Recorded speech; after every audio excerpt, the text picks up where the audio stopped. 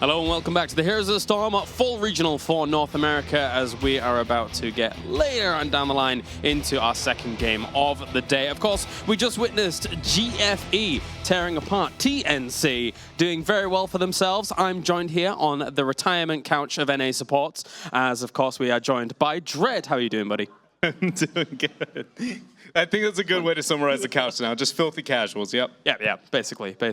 No champions involved whatsoever, especially not me. Of course, GFE looked really nice during that. You were casting the game from that second one, of course, with their lovely little composition. And you were mentioning how difficult it can actually be to go up against that kind of comp. Yeah, it's not only that, if you know how to play it properly, it legitimately comes down to you have a 5 to 20 second at most time frame where you gain an advantage, and if you don't capitalize, you lose every single time.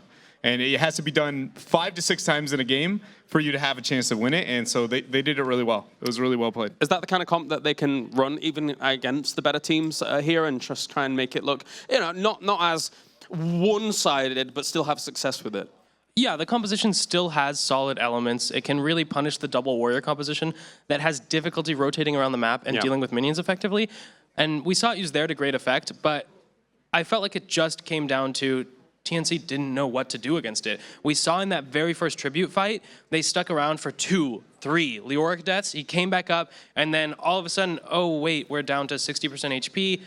Orb comes in, resets, Leoric's alive. Oh, boys, what have we done? Illidan's killing all of us. Yeah, I think that it looked way prettier because they got a 4-man reset. Like, obviously, it would have been like if Leoric spawned, they gave it up and kind of got a little bit of soak. They would have been behind, but it was, oh, we got 4-man wipes. Oh, Abathur soaked 3 waves. And we are we have less kills than them, and their comp's built around Leoric dying over and over again. So it was uglier than it should have been for sure, but it's still a unique comp that I would like to see them try. Works and works. We'll see GFE more later on down the line today, and then maybe even tomorrow as well. For now, though, of course, we'll have 2 teams coming up in just a little bit who have experienced this as well. Let's take a look at the North American Rust Apocalypse. The competitive scene has gone through like a roller coaster ride. It's had its ups and downs, of course, a lot of downs recently. Big teams such as like Tempo and Cloud9 leaving the scene. People are swapping constantly. It was a very difficult patch for everyone. Basically, none of the teams really felt confident with their current rosters. A lot of the teams have only been playing together for a few weeks because there's a huge roster apocalypse. All the teams went to other teams and formed different teams. It was crazy. The teams aren't necessarily as strong as they were before. It kind of reset the scene. No one has long-term team synergy anymore. It doesn't feel like there's a top 2 team in NA. It's just us above everyone else. Pretty much any team could be #1.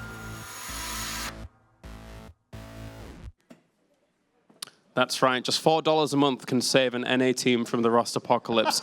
Adopt an NA team today to save them going forwards. Thank you very much, guys. It's been... We've got 2 teams. That is legend. To be fair, that was pretty decent. That was beyond D's. That was...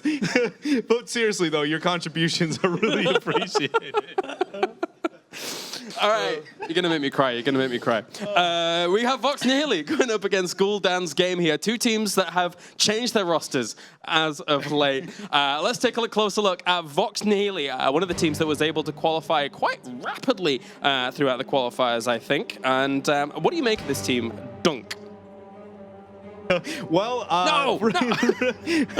But when it comes to Vox Nihili, they're a group of players. They've been around a very long time. They have been mid-tier for a very long time, and there's kind of like the core group of them that just kind of 2 clicks that came together overall. And this is the first time that we've seen a lot of them at the LAN. So it's really, how do I say this? Almost like TNC 2 regionals ago, right? Like, it's your moment to show that you deserved it. You can be something greater than what you were before for some time. Yeah, and at this event, I think they're getting quite a bit of hype because of how well they dominated the amateur scene immediately before this. We've seen the rise of Chair League, we've seen the rise of these more amateur tournaments, and this team has been an absolute terror in these events. So now is their opportunity, like Dread said, to play with the big boys. Right, yeah, thanks, Dread. Of course, with Lex Dehu and Zeus having been part of the plays for a long time, and even Goat and Hosty have been together a long time as well. So it's not like they're new players at all. They have been around for a very, very long time. So it's going to be interesting to see how they do here in Group B.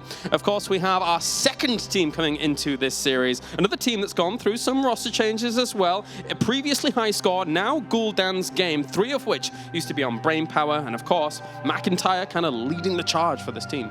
Speaking of adopting a North American player, McIntyre was kicked off of his team, out of his family, no longer with Naventic, the best team in North America right now, arguably. And everyone was wondering, in the roster apocalypse, where is McIntyre going to end up? This team looks sweet, Dread. Yeah, no, I agree. I think when we look at the roster apocalypse, outside of maybe K1 Pro and CAF, he without a doubt was considered like wherever he goes, there's going to be value. And obviously, Denial has shown that maybe that wasn't as true as the statement as we all thought beforehand. But Mac, I think, can here with this group of players. They've all been, I mean, I believe they've even had some top 4 performances. They did very well against Cloud9 during the last qualifier. So Mac, I just love the addition to him in the comp. I think it's a good thing that you bring up, really, because it was very clear, like, towards the end of him being on Naventic, there wasn't comfort there. Let's be honest. I mean, let's look at DreamHack Summer. He ended up playing Malfurion for Christ. Like, that's not where you normally would see a McIntyre. That's not his comfort zone. But here, I think, he's going to find a lot more comfort, right? Yeah, I think not only when it comes to in-game compositions, but even more so when it comes to personalities and like just cohesion within the players, which has far more effect on play than I think a lot of the viewers may even understand. So I definitely think that's a healthier place for him to be overall. Yeah, and we saw yesterday how Denial looked like they struggled in the in-game communication and synergy between the cliques of players that came together there. Hopefully, they can do better today. Yeah, I think the only positive selling point, like against that argument, would be that was a 3 and 2, not even a 3-2. It was more of a 3-2 style split where this is one player, right? So we have that team that had kind of a beautiful like first time showing that everybody was like, okay, we got to take this seriously. When Story was moved towards the group, now with Mac, I think it's only going to get better. So I'm excited to see them play. All right, so it's Towers of Doom as our first map. Because we're in North America, not going to see any Vikings. I'm a sad panda. But what are you expecting to see? You just pointed at me, Dread, with a little... You're not wrong. That's about all I got to say about that. I thought you were going to pleasantly surprise me then, but you were like, you're not wrong. I'm like, oh, okay. We can always dream that we'll see the true kings of towers. The true kings of towers. Here's Stray, of course, another member of Guldans game, and we saw him previously. It was on Brainpower, right? There he was with Faye, etc. And the Anubarak legend from our previous regional, doing all right for himself. Do you think we'll see more Anubarak from him, or do you think he's going to be branching out? I think we'll see him on more heroes than that. To be completely honest, that during the last regional, both Brainpower and Cloud9 were absurdly obsessed with him. He was first pick, first man across the board. I think it's definitely going to be an option, but I don't think it's like going to be nearly as obsessive as it was before. The meta has definitely shifted in favor of the Tyrael style compositions, which Anubarak doesn't deal that well with. He's good in synergy with Tyrael, but it's hard to dive onto an enemy team when you know Tyrael and his Greymane friend are just going to destroy your backline. That was way back when we saw the full Judgment Tyrael Anubarak going on in, but let's get into it. It's going to be Tyrael banned along with Zagara as well. Game number 1 here between Vox Nihili and Guldans game, and Vox Nihili will pick up Falstad. I really like that we didn't talk about this before, that Zagara was removed from Vox Nihili just because Hosey's a player who, even when Zagara wasn't so big in the meta, that is an insane comfort pick for him. Now with how strong she is, I like that Deny on their side for Guldans game. Plus, we saw Falstad just absolutely abused last game. So I totally understand leaving it up in this game because maybe Vox Nihili doesn't feel that comfortable on it. They've seen Falstad falter already in this tournament. So leaving up that first pick that's not as comfortable as the Zagar, like you mentioned, totally makes sense. And here is the McIntyre special. Yeah, I talked to him yesterday about the Kerrigan, and he said, every time I'm on Kerrigan, it feels like solo queue. He's like, the game is just easy. Like I've done it so many times, it's over. It's just, so the fact that they gave that up, obviously having the global, and there's a lot of good reasons as to why they picked the Falstad on the side of Vox, but it's always a treat to watch Mac when he's on that Kerrigan. Yeah, for sure. We a long time ago now, when it was just the age of Infernal Shrines, would see him get on that and have great opportunities. But now, with Kerrigan, how she is, pretty much available on every single map. Vox Nihili definitely needs to pick up Uther here. I think that Uther is one of the best ways to deal with a Kerrigan engaging on your team, plus it picks away the potential for the Mosh Pit Divine Shield combination. So Uther would definitely be what I'm looking for to see from Vox Nihili. Since Guldans game has the Kerrigan, they're looking for a committed all-in style fight with that hard engage comp, and Uther is the best at shutting those down. Yeah, I agree. Rhaegar is one that I've actually been surprised how low he's been valued compared to some of the other, but it's one of his weaker maps. And really compositionally, again, the Kerrigan, he's such a solid response. So I expect that to be their next pickup here after the Grey main, which is not surprising objectively right now. He's one of the better heroes in the game. He's going to pair very well with the potential Uther as well. When I watch these kinds of drafts, I always think to myself, well, second game, chances are Kerrigan's going to be a first ban from Vox Nihili, because that's kind of how it normally goes when you're playing against McIntyre when he's on the Kerrigan. We're just waiting out to see if Vox Nihili wants to pick for their third. They could ban the Uther later on down the line if they wanted to ban out the Divine Mosh, but... The only reason that becomes... Well, they have to pick the Rhaegar right now, then, if that's going to be the case. Yeah, so if they went with that route, then it puts them in a rough position to where they have to take the Rhaegar. That yes, they deny the Uther, but it's too risky because of what Uther provides as a counter response. He has way more fail-safes against her than Rhaegar does specifically. But now we are moving into the second ban phase. Guldans game already has their tank. Tyrion's going to be banned out as well. I don't think that's something they're going to be worried about removing. And to be honest, I don't know how Gul'dan's going to want to move the rest of their composition. Obviously, they have a lot of aggression right now. Any kind of backline like Li Ming's going to be appealing. Vox might look to get rid of it, but I don't know if I view any major pick left too terrifying for Vox to have on their side. It definitely doesn't seem like there's like a one-stop shop. If Vox Nihili gets this hero, it's going to crush Gul'dan's game. Going into this draft, you immediately pick Kerrigan ETC. You have to expect the Uther to get picked up against you. So I'm pretty sure Gul'dan's game has a plan for that. What I would like to see them do is maybe ban out a Johanna if they feel that's a strong hero, or maybe a Murden, just something they feel is good at denying this hard engage. That way, it limits Vox Nihili's choices. Since Gul'dan's game already has a tank and gets to pick up another warrior if they want, even though it's unlikely. Okay, they're all banned out. Makes total sense. He's a really good counter engage. Totally reasonable. Probably better than a Johanna ban, honestly. Yeah, I like it a lot more. Just again, you brought it up in the first draft during the games. Whenever you have that role and denying something from that role, if there's anything that's a bit too fearful, he provides kill potential to the front line onto the Mosh. He also has the potential to interrupt it as well. So I like the fact that they get rid of it because he can play very safe. Is Arthur something that Vox Nihili likes to run, or are you not familiar with their preferred tanks? They're a team that recently they've made major adjustments in their draft to the point where I don't feel totally confident saying this is exactly what they're looking for. Because historically, even when the meta didn't complement like triple backline, that was what they ran. It just didn't matter. And you can see they've made the adaptations recently, which is why I think a large reason they've had this current spike. But I don't feel confident saying that they're going to like, yes, Arthas is their thing. I wouldn't say that they can't play it though. Okay, I was just curious because maybe, like that could have been a potential good ban for them down the line, having a Kerrigan on their side and then trying to maybe deny that control. But the big question in the draft here for me is what healer Guldans game is going to pick. They did end up going with that monk, which I do like. The ETC can help isolate for 7-sided, like I was talking about yesterday a bit. We didn't get to see it though. I would like to see 7-sided here for Guldans game. Yeah, they have an insane all-in composition. Kerrigan hits the combo, Li Ming throws out all of her spells, and then 7-sided hits. Something's dead. That's a reset. You're going to get another orb, another missile's going to be flying at you as well. I mean, the funny thing is that even before Kerrigan's meteoric rise to power in every single map, we actually even saw Kerrigan Li Ming doing work in Europe on even maps like Tomb of the Spider Queen, where the combo there behind it, it's like the combo on top of a combo, it's a beautiful combo, was just super, super powerful. So yeah, I've got to agree with you. It looks really powerful. Good thing Uther has the combo breaker. Oh, the Divine Shield. Vox Nihili here has to be looking for a warrior, obviously. Does one stand out to you, Dread? I'm looking at this and I just don't see, like the Johanna, like I mentioned, seems fine, but I'm still worried about this composition. I agree completely, and they do not have very beefy of a front line, so maybe double tank is what they're thinking of, since Sonya's really the only bruiser-esque hero that's kind of left up, but she doesn't do too well in the matchup that she sees on the other side right now with the ETC. Yeah, she can do a decent amount of damage. She doesn't do too well into the Kerrigan either. Kerrigan actually has kill potential on Sonya, which is surprising because very few characters you can say that about her specifically, and there's really nothing left. So yeah, they go with the double tank with the Anubarak. Vulnerable as well to the Kerrigan, can obviously dodge and maybe get threat into the backline, but that 7-sided potential as well is terrifying because of his low health pool. The Beatles will hopefully do some work in defending against the Li Ming at least. And there's always the risk that if the Kerrigan ETC go too far forward with the Monk and ignore their backline, Anubrak can actually solo out Li Ming pretty easily. Yeah.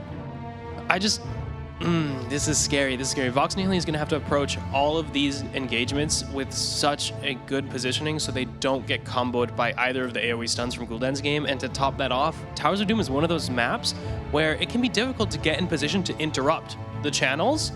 There's a lot of chokes to funnel through, and it makes these AoE stuns even more scary. I suppose that's one of Johanna's slight boons on this map, the fact that she is quite resilient and can go forwards, and even if she doesn't want to go forward, she still has Blinding Shield, of course, or Shield Glare even, I should say. It's all right. So there's Jaina into the Anubarak. The dampen magic value is going to be serious, but at the same time, until he gets to the later half, like with Epicenter being able to get the reset, he's a very all-in. You were talking about diving the Li Ming, but you can't dive the Li Ming when you're going to have Jaina just absolutely rip into you. And then obviously there's just a lot of beauty behind it, because another huge pairing is Kerrigan Jaina. Not only because Jaina's a great follow-up to the Kerrigan combo, but she pretty much makes it impossible to miss. It's just any spell hits, and it's like, that's a free combo, and that is great for them in their team comp. And so they have such insane burst. I love their composition, Dread. I mean, we had not seen Jaina in a long time till this event, and I love this matchup too, the Jaina Johanna. Johanna, you expect to pop that Iron Skin and just avoid all of the damage. You get to walk away freely from everything. Jaina says, no, you still get the chill bonus damage, so you pop one Frostbolt plus a Cone of Cold, shield is gone, now McIntyre can combo you on that Kerrigan and absolutely destroy you when you thought you were perfectly safe. Are there any kind of builds you're expecting from the Jaina? I mean, we saw K1 Pro yesterday using the Ice Lance builds on 4 to 7, and for a long time, even before Jaina came back into the meta, I still felt that like machine gun Ice Lance kind of style was really powerful as long as you're good with skill shots. Is that something that we're expecting here, or something else? I expect the machine gun, but Ring is more appealing in this game than I think the last time, because they are so wombo-centric. It's just anybody can set it up. If that follow-up hits 1 to 2 targets, they're going to die. So I think we can expect a possible Ring in this game, whereas the Welly we saw from K1 Pro yesterday. Yeah, and the Water Lily just fits his style more, where he looks for fights on the skirmishes, on the outsides, tries to fight 1v1s and stuff. But we did see it cost him in some of the team fights where they had good mosh pits, and then there just wasn't the follow-up. Because as Jaina, you can't always hold Blizzard until the mosh pit. You need to use it as a zoning tool and to team fight. So having the Ring is something that you can hold and say, I'm only using this when I know somebody is getting mosh pit, or I know somebody's getting Kerrigan combo, I can already see it lining up. Then you can drop the Ring, and at least you have one big spell to follow up on the combo, and typically that's enough to get the kill. Yeah, and obviously, like, Jaina does suffer a little bit, I suppose, from like, once all the cooldowns are down, it can be, you got nothing else. That's why we're seeing that kind of Icy Veins coming in a little bit more at 13 to kind of alleviate that pressure. But who are you looking out for, guys, here between Guldans' game and Vox Nihili? I mean, the easy answer here is going to be McIntyre. He's on the Kerrigan. We've seen it in the past. He's just an absolute monster on that. But looking on the side of Vox Nihili specifically, I think a lot of it's going to come down to HotS. He has to play out of his mind. He is their disengage. He is their global on a map where globals are accented. So I really feel like he needs to make sure he does a lot. My next go-to would be Zeus. His positioning needs to be really on point, or he's going to be punished hard. All right, well, thank you very much, guys. We're about to head into game number 1 here in the start of Group B, as I send you over to Gillyweed and Jhow for the commentary. Thank you, Kylaris. Gilly and Jhow here for game number 1 and the matchup I was most looking forward to out of the initial matches for the group stage, Jhow, and we are in for such a treat because we get a McIntyre Kerrigan for game number 1. I think it's something that we know what to expect from him. We're going to see that, but we've got the new blood of Vox coming in here. How are they going to hold up? This is a very experienced team on the side of Guldans' game, and this is a very complicated and strategic map. We'll see if they've done their homework. But we have to remember that Vox Nihili are very experienced too. They took a break, but they had members on the plays before, on Luminosity, which was the Goon Squad too, and they've come back in, they're reinvigorated, and they're ready to prove that they are still monsters to deal with in the scene here on Towers of Doom. Well, we see the early push. They recognize there's going to be some rotation, and there is the sniff out by Johanna, talking about knowing what to expect as McIntyre gets dove upon, and down goes McIntyre. Vox says, not today. Perfect realization that a lot of the members of Guldans' game were gone, and I already hear them getting hyped because they've already been able to take down McIntyre, saying, this will not be an easy match for you guys. You are going to have to work if you want to defeat us. But don't forget, guys, we have a poll. A lot of people thinking Guldans' game will win. I know they're definitely the favorites here, but if you're a Vox Nihili fan, don't forget to vote for them. And we do have a quick pause here, but we see the experience factor not necessarily right away. They try to get a little bit of flashy, a little bit of fanciness going on there, but obviously if you have false that fly up to the top, just go ahead and rotate the other 4, sniff it out a little bit. So nicely done there by Vox very early on. We apparently are going to get a few hotkeys squared away, but we're going to get back to that here in just a moment. Gilly, when we look at these two teams in particular and you look at the experience from Guldans' game, I mean, do you think that has a huge factor psychologically for Vox? Oh, of course, but you have to put that out of your mind as best you can. You have to come in believing that you can beat any of the teams here on a good day, or even just in general when you are playing your game and you're doing a good job, because otherwise, if the mindset's not there, then you're not going to be able to do it. And so I know that they're feeling pretty good. They've been working on a lot of things, maybe a little bit of nerves. The LAN experience for these guys, not as much. They actually have Zeus, I believe. It's his first LAN, but he's played a lot of varsity baseball before, so they're not too worried about his nerves here today. We'll see how it plays out as we see Jason going in, but the first 3 altars are going to spawn here in about 25 seconds. And again, this is where strategy, the first and 5th one, that's 3 altar phases. We're going to see how teams play strategically, and you look at the side of Vox Nihili, they do have Falstad, who's got that global mobility. Yeah, this is the best part of Towers of Doom, is when you get the triple altar spawn, and we're starting to see how these teams plan to set up.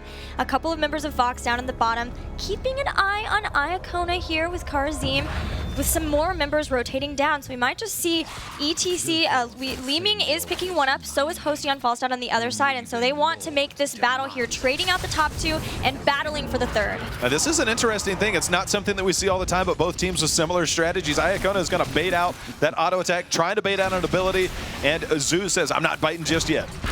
Right, both Sharks circling the water, but Stray has gone in with a great power slide, and he's not getting out of here. Cleanse was used, or Iron Skin was used, sorry, early on for Daihu.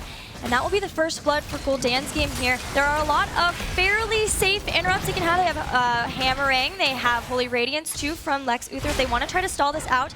There was a good shield glare from Daihu to start that, but zoning from McIntyre means that Iacona will grab this 2nd altar. Well, we already saw the value of Jaina along with Kerrigan there. We saw the synergy. We saw Blizzard go down right away the minute that grasp came out from Kerrigan, so that's where you're going to get the true value out of Jaina. So nicely done there by Guldans' game to get an early lead, 36-32 in terms of that core damage. Right, that's an old school combo. Kerrigan plus Jaina, and now with a 3rd wave of Blizzard, she's even more effective at being able to zone people away from fights for a long time.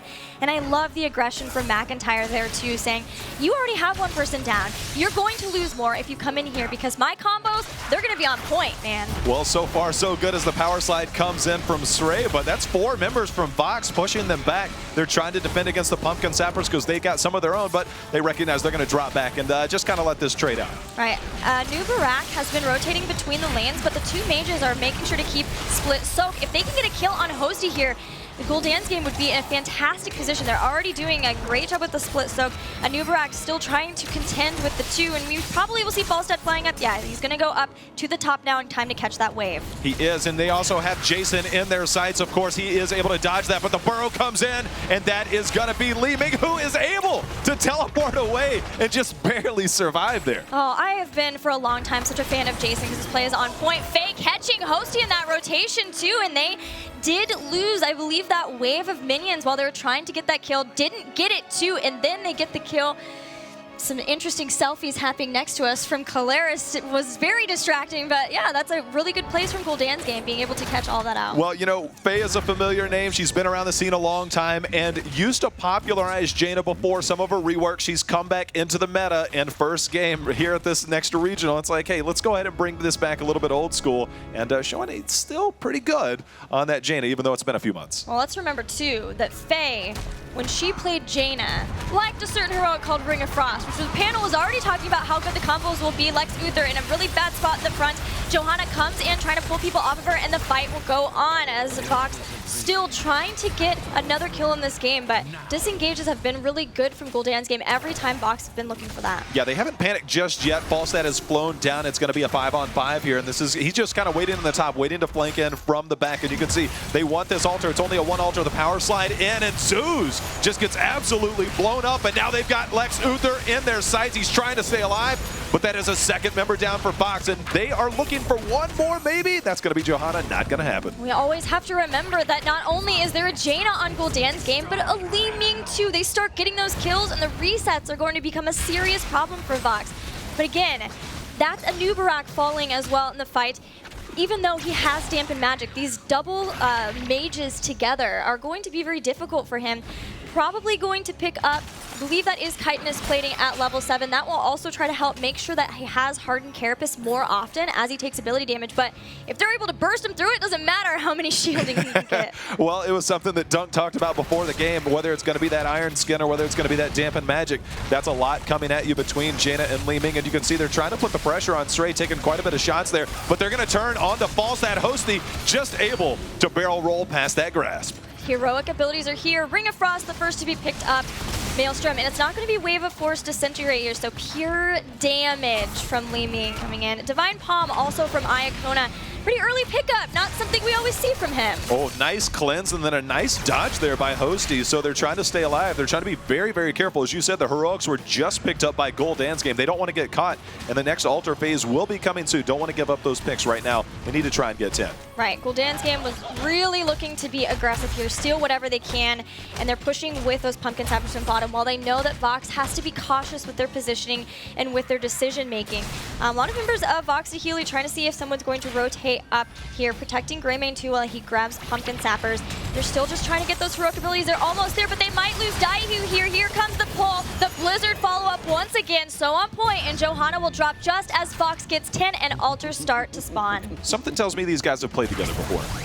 Just a little bit. Just a little bit. Mighty Gust having to disengage there, trying to keep McIntyre off, and that is a threat as he's going in. The combo is going to land the power slide, and that is another member down for Vox. And we got to think that's Wise and Duelist there for Greymane, and I'm not sure how much value he's going to get out if these rotations keep happening. Oh, McIntyre is a beast. Such a threat on the Queen of Blades. The zoning here is really good. Cleanse helping Zeus get out of the way, and he turns around to throw out an Impale. They're going for the damage. Mac jumping in to allow Stray to get away. They didn't get a kill, but they will get the altar. They get the altar, and the other one is spawned, and I'm curious if we're going to see a rotation quick enough as Daihu going in, and it looks like Faye is going to go ahead and start channeling that altar. They're going to be quite a few shots down, and it looks like they're going to have to give this up, but Daihu in a compromised situation. That was a great hammering to start off the battle. Kerrigan's already down. Here comes a Ring of Frost too that roots a few members, and Hosty is chasing down Stray while the rest of the members have to use Divine Shield to get Goat out of trouble. They want to try to keep him up so they can start building up the stacking, but even with that, they still, yes, they took out Kerrigan. They lost both of their warriors, which means instantly have to just disengage from that. That's a tough fight to take. Obviously, they didn't want to give up any more shots. They're down 36-20 right now, which makes it quite difficult. This is Towers of Doom. A lot can happen between now and then. They're only a level down. They've got to continue to work on their rotations, not get picked off. It's 8 kills to 2 in favor of Gul'dan's game. So we'll see what Vox can do to try and shore this up to get to the middle game. And for now, it's Split Soak. This is the name of the game. We've got Hosty up in the top. Again, he does have global presence, so always can fly in, and they are always considering if they can get a pick. As you can see, Zeus and Goat lying in wait here. But Jason has been very, very cautious this whole time, not getting out too far even though the lane is pushed. They know that they have the experience advantage. They don't need to do anything risky at this point. They're ahead in core health, and they're about to have 13. Well, we saw the little bit of a party bush there, trying to look for a gank during the rotation, and they're trying to get that, but McIntyre using his Ravage to be able to jump away towards a minion. That's the pro Kerrigan play, and that is why he feels so comfortable on that, because he knows every angle that he needs to take, and that's McIntyre as they've hit 13. Right, he has been playing Kerrigan for forever. Barrel Boys. Kerrigan is McIntyre's a favorite, as I have asked him several times, and that has not changed. But here they come. They've caught Stray once again, and a noob even being at his base, just not safe from the power of this power slide plus combination from Mac. It's the timing. It's the timing that they've done. They've been on top of their rotations, and look, that's 2 more altars that are spawning in 15 seconds. The longer this is into the game, those death timers are going to be very hard. And then we haven't seen the portal open up in the middle yet. So it's one of those things to where you're going to give up potentially 8 more shots off of 1 pick.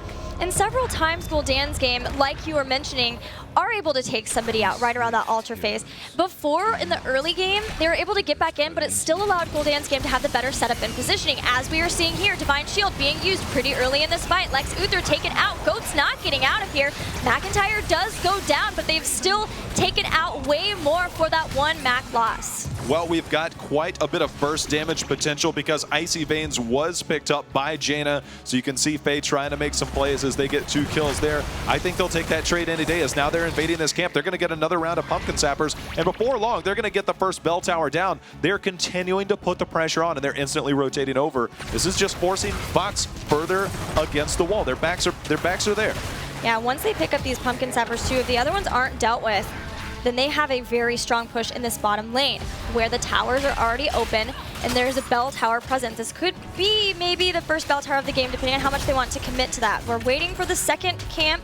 May just instead try to rotate somewhere else, make sure they keep up the soak. They want to get 16, so even if they can't get a pick right before the next altar phase, then at least they make it so Vox Nihili, they're running out of time, right? They have 12 core health. They have to fight these altars, but how can you do that being down such a pivotal talent here? But this is the part is where you're down 15 to 13. You know 16 is on the horizon for Guldans' game. Even if you don't feel comfortable, you're going to have to force a fight at some point. As you said, you're going to be down that talent tier, and it's just going to be even tougher. 3 altars are spawning. If they get all 3, it's game. Luckily, they have a chance to fight here. It's a matter of, are they going to try and force the issue? All right, well, here they come in 15 seconds. Once again, the setup around the triple altar phase. If they can get through this, they at least don't have to worry about one of those again, but Vox with far less health on their cores. They're going after Carrie. They want to catch her just as they get to 16. They wouldn't have their full force for a fight. Blessed Shield comes out. They take out Kerrigan. That is what they need, and Faye on the backside, very low on health, trying to get away. The stun comes down, and Faye goes down. That is 2 kills, and that is exactly what Vox needed to do, but look for the poke there from Jason, trying to get that over the wall. They're pinging it. They're going to have to try and body block. That's why you see Goat right there trying to body block anything, but Disintegrate says, hey, wait a minute, this goes through you. We'll see how long they can delay here. Can't body block that. An orb comes out again. Triple 3 people were trying to pull that altar in. They finally get it. Still 20 seconds until everybody from Guldans' game was up, and that was just perfect timing for Vox to find a pick. They desperately needed to get that there, and they were able to do so. They still are down 7 core health to 30. It's such a big mountain to climb, but it does start with that moment. Yeah, you know, it was actually really cool. We actually saw the Pumpkin Sappers picked up right before, but before they were able to go in and they got that altar channeled, it was able to take down that top bell tower. So Vox did trade that extra 1 shot, which is just fine. They got the 2 kills. They've kept themselves alive in the game and closed the gap just a little bit in terms of experience and hopefully a little bit of psychological experience in the sense that, hey, listen, we can actually win a fight. I'm curious if they're going to try and take it to them. At 16, Jaina picked up Northern Exposure, so now they're able to burst down anybody, any warrior. McIntyre from the side, but Hosty has come in with a gust and pushed McIntyre way into the base of Vox Nihili. Palm pretty early on Stray, but maybe allowing him to try to escape. He will not be so lucky. Pulled in another kill for Vox. They're on the chase, going after Faye. She should go down. A big heal, but a stun from a Nubarak. Triple kill for Vox. This is huge for Vox, as now they have their sights set in. As you see the magic missiles just taking away Zoo's health. Look for them. They're trying to push in and trying to even up, or at least take the advantage now in terms of the bell towers, and they've completely turned this game around. They are down a lot of core health, but this is how Towers of Doom starts to turn around, and Vox Nihili starting to make plays. They have to do everything they can to maximize a lead when they win a fight like that, which is why we see them be so aggressive here. They know that they cannot. What they need to do is they need to make Guldans' game be on the back foot for the rest of the game. Play the, I'm going to defend this altar, I'm going to take this one back, so Vox goes and takes another one. They always have to make Guldans' game never find the full fight that they want ever again. It's just, man, it's like a tale of 2 halves. But you look at the lead and it's 30-7. It's such a huge difference, and that's the early rotations. The next altar is going to be here. They're on even talent tiers. They have a slight experience advantage, and they're looking to invade here, trying to get the bell tower back. But McIntyre being the target, the mighty Gust is coming in. Gust has already come out, and a follow-up from Burrow Charge. They are about to take down one, but they lose a Nubarak still. ETC goes down. McIntyre is so close, but it took so long to take him out, and the resets were coming in, but they get a lot. Only Faye left. She'll get back behind the mark of death. What do you call that one? The do not cross line? You shall not pass. Yeah. But that's another huge moment. They came in. The Mighty Gust was on point. Things looked rough. Good. The Divine Palm was there to keep Kerrigan alive, but they were able to get the kills that they needed to stay in. And this late game is really starting to favor Vox Nihili. 25-7. They're starting to chip away. Yeah, I was worried that they had devoted too many resources to trying to take out McIntyre in that fight. but they were themselves able to stay alive. It took a long time to bring down a warrior. That's the great thing as the warriors get later and later, as they do scale up and get health so that you can be tankier and you can sustain through those that initial amount of damage. And so they did finally bring down Kerrigan. After that, 2 squishy targets were very easy to take out too, since so much had been devoted to her. And now, again, Vox Nihili has made it so Guldans game, they just have to lie in wait for a little bit. Now they're behind in experience. They have to get a bell tower back. Look, they're the ones who will not get to 21st. It's crazy. And keep in mind, Greymane's been staying alive this whole time. He went Wise and Duelist at 7. That means he's stacking. The more this goes on, the more powerful Vox Nihili's team comp gets, and they're rotating the Pumpkin Sappers up to the top. They now have control of the bell towers. They're continuing to put the pressure on. As you said, level 20, they take this down, and all of a sudden, it's a completely different game. Exactly what they need to do. Boss is available if they want shots there. They still have to get through 25.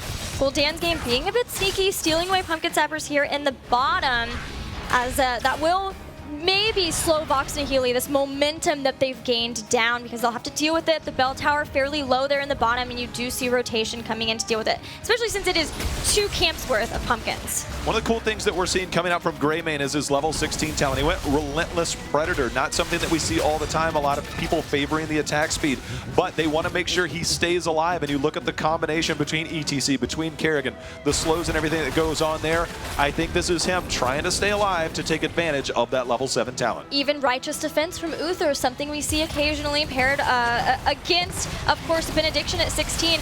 Hold that thought, because we're going to have another fight, but that will try to help keep them alive with Resistance. Stray in the middle of everything, but baiting people into a Ring of Frost. That was a huge mosh pit, but it got taken out. And now, indestructible pop for Daihu. This is a 20 versus 20 fight, but it's a 4v5. There's no warrior, and that means Li Ming is down. There's no tanky front line anymore for Guldans game. McIntyre jumping back into the fight, pulling HotS and Palm. Perfectly placed to allow McIntyre to get away, and Iacona will get a kill on Falstad. Talk about the aggressive approach. They're not done yet, but the altar was channeled. Goat's going to go down, but in the backside, that is 2 members down from Guldans game. Making a third as all 5 members have gone down. There's 21 core health, and there's a boss sitting there waiting to be taken. That's time to go and get aggressive. I don't know. They have 2 warriors and an Uther. So it looks like they might be prioritizing the bell towers. They've got another altar channeling right now as well. It looks like they're going to hold off on channeling that altar, trying to get this. They want that extra shot right now. Yeah, Gilly. They have to. They're going to get this. They're still down in core health, right? But they're doing exactly what I said earlier, right? Always making sure that Guldans game is never at their full potential, never has all of the bell towers, or never has all of their people. And every time they do win a fight, getting as much out of it as they possibly can. And they're slowly coming back into this core health. It's 7 versus 16 at one point. What was it? 7 versus like 20? It was 30. 30. It was 7 to 30 at one point. They're turning this around. They're grabbing the Pumpkin Sappers, continuing to put the pressure onto the bell towers. The more you control, the more shots that you have. Right now, they've got 5. They're looking to get 6 while we see the rest of Guldans game defending against the middle, trying to reclaim this. Okay, so they could take this out. There's another camp on bottom. They could try to take if they wanted to escort those in. HotS on Falstad getting the top camp too, so that can push in. If they want to just posture down in the bottom, potentially they could allow HotS to push those in and try to get the bell tower top 2. Looks like rotations coming in. They are picking these ones up though. Well, this is a very curious game, but Goat the Cleanse is there. No, the Divine Shield having to be used. I'm not sure if they're going to be able to turn this around. The Mosh Pit is out and catches 4 members. Down goes Greymane. Down goes Falstad. Anubarak the next to fall. Johanna goes down. And just like that, Gilly, 4 members down for Vox Nihili. Oh, they got so greedy. They had people all over the place. And Goat with Wise and Duelist stacks. They really wanted to protect those. But that is 4 people down, and you said it earlier, a boss is now available for Guldans game to pick up. I mean, they only have they're only claiming, although there's some Pumpkin Sappers that actually got through. They only have 3 shots on their bell towers, but after this boss, that's all that they're gonna need. If the altar phase spawns soon, this could be game, potential game for Guldans game. The death timers are still around, but they're basically dead even. This is gonna be tough to defend against. Just as they spawn, the altars will be ready. And this looks back to the early game we had for Guldans game, where they will be in the perfect position set up for this. They won't have Mosh Pit. That is one nice thing for Vox. And Falstad has global presence, but what is he going to do, fly into the rest of the team? He's going to have to do something. The altars are spawning right now. They're spawning. The portal's there for them to get to the early part of the map. Lex Uther's down there going to make everything happen. Remember, he will come back from death. There comes HotS on the backside. He's got to be very careful. The Mighty Gus comes in. The rest of the team starting to rotate down. Faye's channeling, but she's going to have to back off, Gilly. Oh, I can barely watch. There's Lex Uther again. He uses Divine Shield on himself. McIntyre goes in, but he's deleted. Lex Uther just about to go down. He will, but they get Jaina too. Iacona, Divine palms himself, but that is it. He's still in a bad position, and they're just trying to get out of here at this point. They have nearly gotten ETC, but he blinks away somehow. Something tells me Uther was a little bit valuable there. Vox! When you're able to force your death because you know you're coming back because you're level 20, all of a sudden it's like, listen guys, I'm going to do whatever I can to sacrifice this. HotS flew in. That is exactly, they played that perfectly. Gilly, things are getting tense. That's more altars that are being channeled. There's one more available. It's 10-3. It's about to be 7-3. There is no support for Vox. He is down. Still a warrior, damage dealer, and Karazim left for Guldans game. 7 core health to 3 with Vox grabbing that. There are some pumpkin zappers here that Vox are going to steal. Looks like nobody from Guldans game feeling confident enough to jump in that. It still is a 3v4 for just a few seconds for them. This is crazy. I mean, this is a nuts. comeback. I mean, if they pull this off, this is one of the biggest comebacks I think I've ever seen on this map. They're continuing to fight, and every time it matters, they're making plays happen. Is Vox Nihili. Guldans game, is the pressure getting to them right now? They are folding in some of the biggest fights of the game right now. I mean, McIntyre is getting deleted, but that is good focus from Vox 2 to just clear out that threat for them, right? For the big power, or the big power slide, the combos into Mosh Pit. Everything is ready, everything is back even. Bell towers belong to each side now. Vox trying to change that and pushing bottom, and they know this is going to pull some of the members of Guldans game down. They're rotating down into there, and here comes HotS with the fly. Pumpkins trying to be escorted in for some more shots, but I'm not sure they feel confident in doing that. They know that it would be really bad to lose a ton of people right now. Yeah, I mean, that's exactly what they were trying to do, but the rotation down forced by Guldans game. And it looks like Vox Nihili is posturing up, continuing to look to fight. They want to try and get those through. The Blizzard coming down, doing a lot of damage. Are they going to cross the line? They are cleared up right before they get there. It was a good effort, but nice defense there by Guldans game. Blizzard is really good for that, clearing those out Not too before shabby. they get through the line. Man, here it comes. Another altar. This would be game if Guldans game picks it up. It's a single altar killer. I know. I mean, the pressure is building. They're not going to lose the game on this. It's basically this one and whatever comes next. I mean, this is a huge moment. I'm actually curious where Guldan's going to go ahead and rotate through. All the heroics are on the board. Sray going in, at least starting to poke just a little bit. Altar's about to spawn here, Gilly. They have to watch out, as Sray does have Bolt for the Bolt Mosh. That could change everything if he sees any members of Vox grouped up together. Stray's watching it. There's a power slide with a combo 2 for Zeus. He's getting pretty low. Goes back in. They're going for the fight. They take out Li Ming. That's one down. No resets to have to deal with. Divine Shield was used there on GOAT, but that is a 5 versus 4 now, and it's going to be very hard to poke, and they're going to be able to drop back Guldans game. It doesn't look like they want any of this, and this is going to be another altered channel. Gilly, it's 3-2. There's no room for mistakes. And you know what's available? Some pumpkin sappers. You know how many there are? There's 3. And there's only 2 health left. They're going to try and escort these in because it's 5-4. Blizzard's still going to be available. Blizzard is available, and Kerrigan's there too to try to pull them in. She catches Goat, power slide in, baits out, it forces out Mighty Gus, but they're going in too. They're distracting them. Zeus is going to go down though. They jump on him. Ring of Frost use hits one of the pumpkins. They pull in the rest and they take them down. No further shots. They are holding on by a string, but they got the kill on a Nubrek. They now have the advantage. This is huge. Guldans game, they're not done. They're going in. Sray uses the power slide. We see the Lance coming back from Faye, poking on that backside. McIntyre goes in, gets the kill onto False. That Goat goes down, and just like that, Gilly, this game has turned completely around. Oh, McIntyre with the perfect flank from the inside of those bushes. That's a scary spot to want to go into, but he finds the back line, takes them down. Only Uther left, boss available, and that will be it. unbelievable. What we just saw, they were like 4v4. You know what? They're on their heels. The rotation from McIntyre, we talked about it. They targeted him so much, but the minute he became, instead of becoming the prey, he became the hunter, and he managed to seal the deal in an epic game here on Towers of Doom. What a game between Vox and Guldans came down to the wire. Great plays by Vox in their first showing on the stage too. McIntyre looks a little bit relieved, like, Well, man, yeah. that was a little bit tougher than I thought it would be. Oh man, I can't wait to hear what the panel has to say about that game. Back to you, Claris. Thank you very much. And yeah, there's a bit to talk about. Vox Nihili should, after the amazing recovery, have won that game. Please. There was an amazing recovery. There wasn't, okay, you have to give credit where credit is due. There were some good cleanses. There was good use of a Nubrak to bait using that dampened magic. They mitigated a lot of that pressure.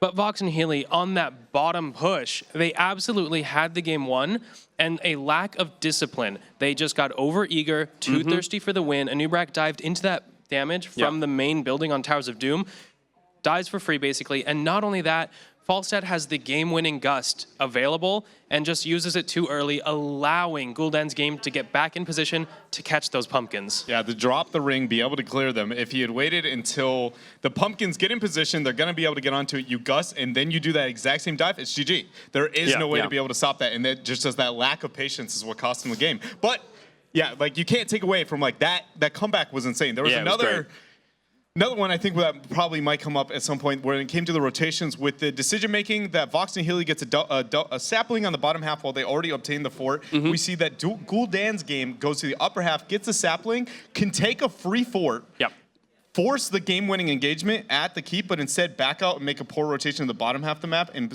is on the back foot when they could have been the aggressors. This game rotationally got really scary really fast. You could see there was insane panic on both sides. I think one thing's for sure, going into this game, I expected Guldans' game to be coming in strong, but Vox Nihili, likewise, able to make that recovery almost there. Here's some of the highlights from the game as it continues on, though, guys. And I mean, the plays here, like, you know, it started out, it was the game of Kerrigan, right? Mac on Kerrigan. And then it got really, really strange fast. Iacona wasn't able to get very many problems to keep targets alive. I mean, Greymane ripped Leeming apart half the game with the Wizen dual stacks. It was just insane. I mean, and then, yeah, McIntyre got caught quite a few times, a lot of resources to keep him up. The thing that impressed me most about Vox Nihili's play in this game is after getting so far behind, they didn't completely lose composure. It's really easy, especially as a new team. They tried to keep their head in the game, and yeah, maybe at the end they made some mistakes, but they kept playing those team fights very well in the late game and having amazing turnarounds onto the correct targets once Kerrigan used her engage. Yeah, like prime example of that is bottom, Uther goes to try and get the delay. He has the res, and then he ends up sacrificing himself while the Falstad flies in, is able to confirm the delay. Like that was insane how they were able to do that. That stopped them from losing the game right there. So they showed very, very good play, and I was actually impressed again because like when you fall that far behind, it's so easy to be like, all right, guys, what about game two? Because it helps like not only your ego but your mentality into the next match, right? It's a very common thing to see. So. It was just crazy. That's about the only way I can describe the game. It's just insane on both sides. It was one of the crazier Towers of Doom games we've seen. And again, you know, it shows that Vox Nihili is here to play and not going to keel over to Guldans' game anytime soon, which is good to see here, really. And the competition is going to be well and alive here in Group B. Slight note, just American NA palms. I don't understand. Like, you guys popped almost them as half good as health. European core calls. Yeah, that's my fault, not yours, not theirs.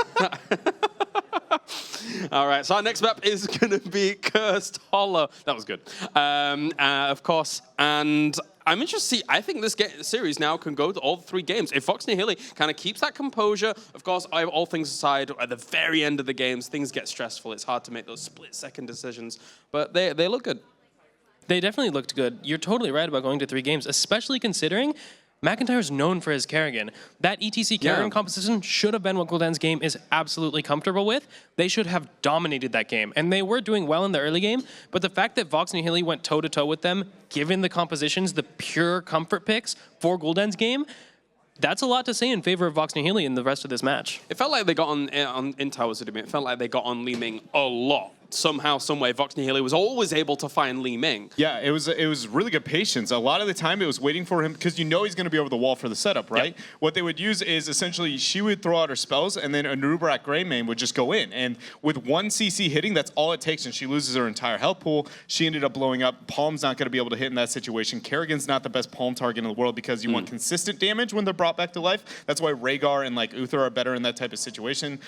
Whereas Palm, you want like the Rainer, right? Like the guy who's always going to be doing damage. So it was just very, very well played. And I mean, Kerrigan in the mid game seemed to struggle, but at the end, Max Kerrigan play like that, the blink in, the combo, the bolt out, blink back in, like it was nasty. It was really good. Really strong stuff. Of course, make sure to hashtag HGC as well as tweet us at ESL Heroes and at Heroes Esports. Make sure to send in your selfies of your $4 donations for NA teams. We'd love to hear from you, as well as your predictions as to who you think is going to win the series as a whole, because right now, it's not as clean cut as I thought it was going to be. I thought Guldans' game was going to come in strong. Of course, they have won their first game so far.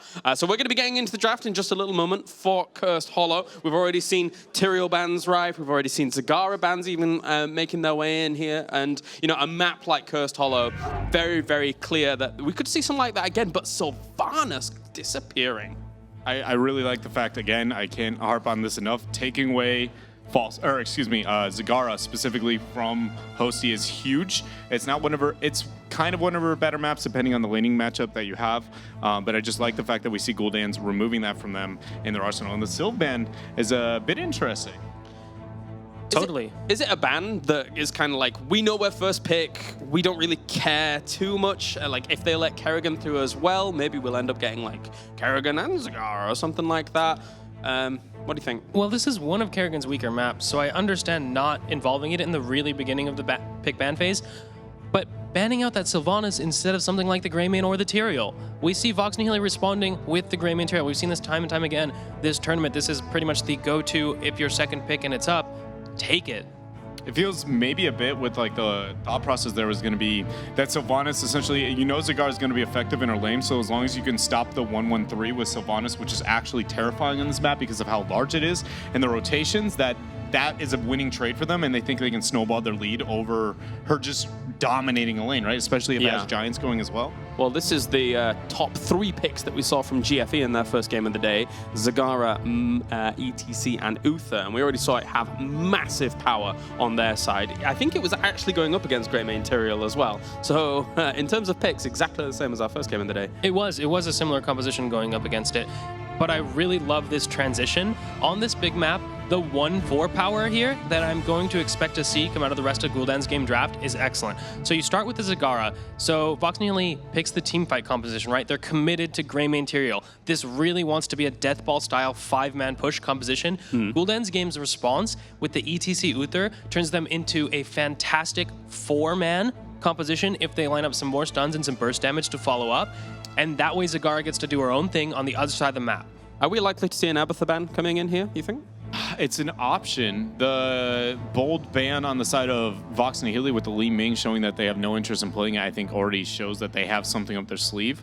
I kind of figured maybe they go with like more of a kill Thos. It's not something that's beneficial to their composition. We've seen it all day when you have the ETC as a bit of a fear. And Li Ming works way better with the mobility death style, especially double resets, Greymane Li Ming. So I feel like they already have a plan, and it's a little bit out of the norm. I don't know what it is going to be. They go with the Rhaegar. Okay, this is rinse repeat. We've seen this combo all day. What is this fourth? I feel like it's kill Thos. Just because of that. I don't like it, but it feels. The Kael'thas follow-up here just feels so sketchy. It's so hard to get him and Greymane to line up on the same target, and it doesn't feel like he gets that much benefit from having a Tyrael. Is there another, potentially Lunara maybe or something in your last slot? Not yet, of course. Are they looking for maybe another warrior here? They could pick like a Sonya or something if they really want to force the melee stack with the Tyrael Sank. But then why the Li Ming? If that's the chance, like if that's where you're going to go, you really think that, okay, that's the Lunara. That kind of makes more sense. I mean, earlier in the day, we saw Lunara had a fantastic Li Ming matchup. So why would you even ban that out if you're planning to take it? I agree. It's not nearly as appealing, but I think Double Warrior with those large health pools not giving you free resets is more appealing in that sense. Maybe it's to free up the 13. We saw a single target isolated form Leaping Strike before when it was Gale Force Esports running it. This could be more of a look at our Uther. He can't deal with spread healing, so we want to make sure that we open up our 13 options. Don't have to go with the Greater Spell Shield. Get the Thornwood Vine, Splintered Spear, and just pretty much go, Uther can't deal with this, we're going to be all right. Yeah, I mean, we still could see Leaping, though. I think that, you know, the follow-up with the Greymane, even with Tyrael at the front, it provides so much damage overall. But you're right, I mean, with spreading the poison, Splintered Spear at 7 potentially, and just kind of trying to poison everyone out. But Zeratul coming in for Guldans game. The Zeratul pick I really like against solo healer Rhaegar, but I'm worried that Vox Nihili has something up their sleeve. We haven't really seen early Lunara picks in NA very much, so if that 5th slot is something way out of the ordinary for this team composition, it could be great for Vox Nihili. What has a I actually don't know this off the top of my head. What has a faster cast time in terms of channel, ETC's Mosh or Tyrael's? Just I'm worried about. So in this current patch that Zeratul's Void Prison does not keep the power slide anymore, right? So in this current patch, it does not have a power slide continue. So if he voids and you power slide in and you don't drop the void directly, which is going to take a lot of coordination, they won't be able to instant mosh out of that group and then get the D-shield. That's a dream, right? So because of that, if they hit Tyrael with it, the mosh is not going to hit the stun. So they're both going to cancel, like instantly channel. And does Tyrael actually get the synced off first? I think he does, because the doo-doo-doo-doo has a little bit more of a wind up. And there's the kill toss. Not surprising to see that one there. Totally. And it pairs well with the Zeratul. So is the Zeratul just insurance for whatever cheese Vox Nihili is trying to get in this last slot? I can't see why you'd really want to pick it in this Guldans game competition. It's obvious, man. It's obvious. The Zeratul was Chromie insurance. Just throwing that out there. Probably not. I think it pairs pretty well with Kel'Thas. The triple gravity lapse like primer, and then with the follow-up ETC is really pretty. I think as well they have the expectation Cursed Hollow. You can pretty much expect your opponent's rotations in the macro and gain an upper hand even against things like Lunara. I really feel like Max got to play out his mind on it. I do agree, and we've talked about maybe the soft response to the sanctification. I think more than anything, it's comfort. We have seen in Europe GDG's kind of that kind of go-to composition of Zagara, ETC, and Zeratul having so much battle control that it's looked unfair when we've seen it in the European scene. I recall it was during one of our regionals. So just the double zoning. I mean, Mosh, Void, all of this kind of control. You just have masterful control across the entire game. It's appeared in Korea as well, not as dominantly, but it has shown up where they'll run the Zeratul like Ma, and it's just, you can't choose a fight, right? Like, it's like when you choose one, it's like, how do you deal with this? You have no gust, which is kind of like the pseudo response. It's very much so not, you are playing the game, GDG is dictating the game. There's no two ways about it. So how is a team like Vox Nihili supposed to approach that kind of situation? Go and don't stop. That's just death ball. That you built the comp, you have to go with it, right? Like the minute that things like look ugly. Number one, Tyrael's positioning actually has to be passive rather than aggressive because they want to zone him more than any other target, which is kind of counterintuitive to like the Tyrael in a sense. But as long as they kind of give a smite and the whole team gets aggressive, right? That's when you're going to see the resources coming out, and then using his Q, saving it as like, here, I'm going to be the savior, and then past that point, once those resources are burnt, they can win a team fight. I mean, the game gets a little bit easier for them post-16 when they have Holy Ground to be able to kind of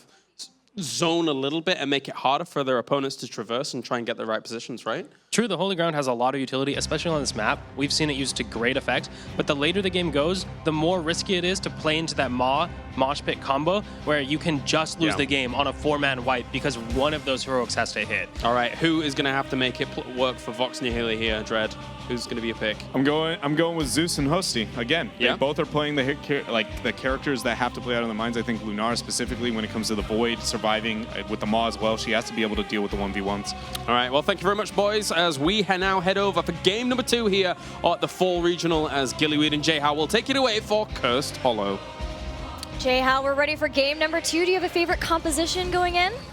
I always love Lunara play. I'm not even going to deny it. The fact that at level 1 she goes natural perspective, which means that if Zeratul decides to poke around and she said, here, have some poison, I'm going to keep an eye on you for a few seconds, like, I kind of like that. Stray and Faye have some serious combo potential between power slides and gravity lapses, though, especially in the early game. So I really want to watch Vox play safely and not lose people in early game picks, because getting behind in this could be just so scary. And we could see Guldans game pretty easily snowball it off of that. I think that's definitely the case. And, you know, I want to look at more level 1 talents. We're seeing Volatile Acid for the second time this weekend. We saw it on Tomb of the Spider Queen. We're now seeing it on Cursed Hollow. You look at that poke potential, especially when you look around those tributes. So it seems like a little bit of strategy going on here with Zagara this weekend. Yeah, it increases the range, but also the damage to minions, mercenaries, and structures. So it allows Zagara to be more of a prominent figure in lane, doing structural damage. And it makes sure that if they do decide to leave Zagara, while the rest of Vox Nihili go to a tribute fight, she can get some work done to structures even before a curse has been started, so they can get more off of a curse. Well, it'll definitely be interesting. Obviously, we see a little bit of a trade on the towers early on, the rotation up by Guldans game, saying, hey, we're not going to have much more of that as they rotate the rest of the team up. And they have a composition. We look at ETC and Zeratul roaming. They're looking for an early game pick, and they're going to try and make it happen with Zeus down here, trying to defend against Jason, at least trying to ward him off as best he can. Speaking of Zeus, he is going for a different Tyrael build than we've seen a lot of Tyrael players lately, because they have a double warrior composition trying to get more damage, picking up Purge Evil so Smite will do more damage to heroes. As you can see, it did do a fairly good amount of chunking damage to Zagara once he threw that out. Not too shabby, Gilly. We had a look at the draft early on. Obviously, it's a little bit early in the game, but you had a feeling we might be seeing some very aggressive playstyle coming out from Vox when they hit their heroics. Thoughts on what we might see there? Yeah, well, I was thinking, you know, if they want to get a crazy initiation going, maybe Falling Sword from Johanna and then Leaping Strike in and back, be able to burst someone down enough that Greymane can go for the throat, knock him out, and then use Sanctification if they need to get him out of there. But again, as the panel mentioned, there's a potential for Mob, Mosh Pit, Void Prison, probably not Divine Storm, although, you know, you never know with these guys. But those are just such big heroic abilities that it really does change how you view a team fight. You have to be just constant awareness. You already have constant awareness of your positioning, but even more so when you know that if we clump, if I get too close, we are all going down. Well, 2 minutes in, and we're just about the 2.5-minute mark, and the first tribute is about to spawn, Gilly. Looks like Vox is prioritizing their bruiser camp on the left. I'm curious if they're even going to try and contest this. I'm not sure. Johanna's in sort of position, but it looks like they're just going to give this first tribute up. Nara needs to be careful here. McIntyre keeping an eye on her. If she steps too far out of position, Faye is there too, maybe trying to bait. You see those pings here? They're coming in. Hostie's like, no. I am a galloping dryad, and you will accomplish nothing here. I'm guessing that was Faye saying, hey, listen, I'm going to throw a gravity lapse right about here. Just be ready. And not going to have any of that. But the bruiser camp being cleared up in the middle while we see Jason in the bottom right. He's trying to solo this siege camp, and they're going to see if RNG is on their side. And RNG, if this siege camp is pushing bottom and that tribute spawns somewhere near the top again, might be able to get some good value out of that. Yeah, definitely. That would probably force somebody from Vox to come down and save, especially since that fort has already started taking some light damage.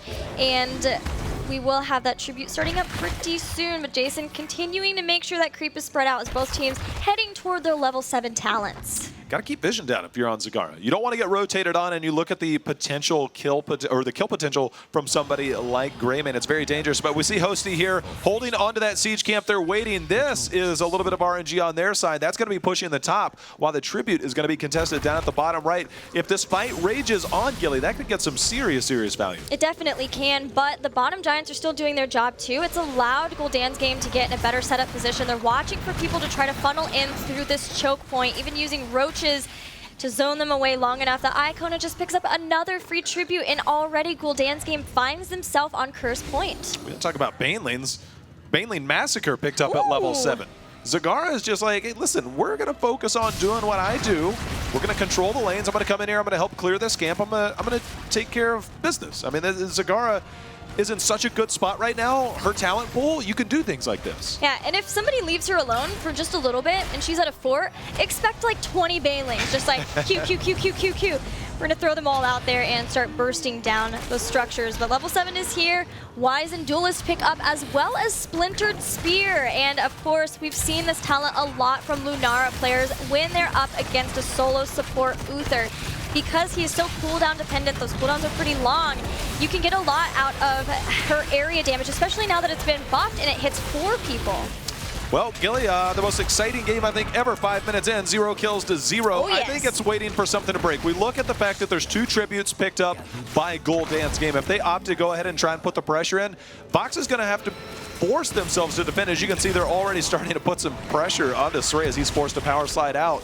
It's on the friendly side of Vox. I'm curious if we're going to see Guldans game just play it safe and try and get 10, as they do have a slight experience advantage. Yeah, full level just about there. And Hosty is going to pick this up. It will be a free one. Guldans game know that they are in a great position. They're going to siege every other lane, Faye taking out a tower, and try to get that 10 advantage for the next one so that they make Vox either decide to fight without heroic abilities into heroics, potentially losing a lot of people and then the tribute anyway, or just giving up a curse. Well, I like the fact of what we see Guldans game doing. They're very close to 10. Obviously, they're trying. Vox is trying to do everything that they can to push in here. Obviously, without that Nature's Culling, you're not getting as much damage, but the rotation is on. McIntyre looking for Hosty, as we see Goat there as well. Blinking out is McIntyre, but the pressure is on. Man, getting really close to 10 right now. Yep, Guldans game's just about to get those heroic abilities. We'll see if there's anything crazy. Probably the one I'm looking out for most is, do we have Nidus Network again, or will we have Mod to combo off of all those big heroic abilities that the rest of the team has? They're coming in. Jason's thinking about it. It will be Nidus Network. Nidus Network, and you talked about it early. The talents that are being chosen are to put the pressure onto structures, onto minions, and stuff like that. And you can see Nidus Network in full effect. And down at the bottom, Oh, wow. No. Vox Nihili were saying, okay, well, we can't get this tribute. We can't even contest it. Uh-oh. Someone's getting caught. Lex Uther will go down. Void Prison used there. And Guldans game keeps a hold of the boss that Vox Nihili were going after. So Vox not only are going to lose a curse to not having their heroic abilities, but a boss with it. This is a tough spot. Vox Nihili, you know, we saw them get down before, but we are seeing the heroics now being picked up. Gilly, leaping strike. Are we going to see the falling sword as Johanna is waiting to pick that? But first, we've got the stun coming in. Zeus being caught out, and that is not what you want to have happen. You've got the curse up. You've got the boss now pushing. Things are looking really good right now for Guldans game. I feel like if she's hiding it, Johanna is thinking about that falling sword, or at least wants to give the illusion that she is. But you're right, this is such a tough spot to be in, because off of a curse plus a boss, they're losing 1/4. They've lost the top 1 too because the Zagara push is so strong. Lunara doing what she can to try to solo 1v1 Jason, but with all of those minions, that got a little dicey fast for Hosty. That got a real scary. Leaping strike, not able to secure the damage that they wanted, and it is going to be falling sword that we see. Jason in a lot of trouble, is going to fall. Tyrael back up, and McIntyre forced to retreat there, but Smite keeping him in vision for just a moment longer. That's going to force the rest of Guldans game to go ahead and rotate up, possibly look to defend there, but all's good now. All right, so Vox Nihili are a level down. They need to get to 13 so they can get back on the same talent tier, contest tributes, and get into fights, because the way they got back last time was in this mid game, winning some crucial team fights. They know exactly what they need to do. They've already shown it in the last game. They just have to get to that point, pushing back the lanes, keeping that mid fort alive if they can too, as you see them prioritizing that. Playing the defense game as much as they can, but still, if someone gets caught out of position, that'd be all right too. Speaking of out of position, Jason, are they going to try and dive on it? Daihu's like, we'll just hold on to this one for a moment longer. Let's go over here. Let's try and clear up Nidus Network. No. Don't want to overcommit. Level 13 very close for Guldans game. Vox Nihili, you know, I just looked back to game 1, Gilly. It looked very much like Guldans game was in control for the first 8 to 10 minutes. Then Vox Nihili's like, you know what? We've got to do something. They have a huge, huge dive comp. When you look at Greymane, you've got the leaping strike, falling sword. When are they going to bust it open is going to be the question. Yeah, I think they want to wait until they have a fair fight. They want to get 13, but they might not find that, as Guldans game has constantly been on the lookout for anyone to step out of position. But Johanna is not the easiest target to be able to gank, as she has iron skin. Lots of help too from her friends, and she'll get out. And they're inching closer to 13 where they can find that fight.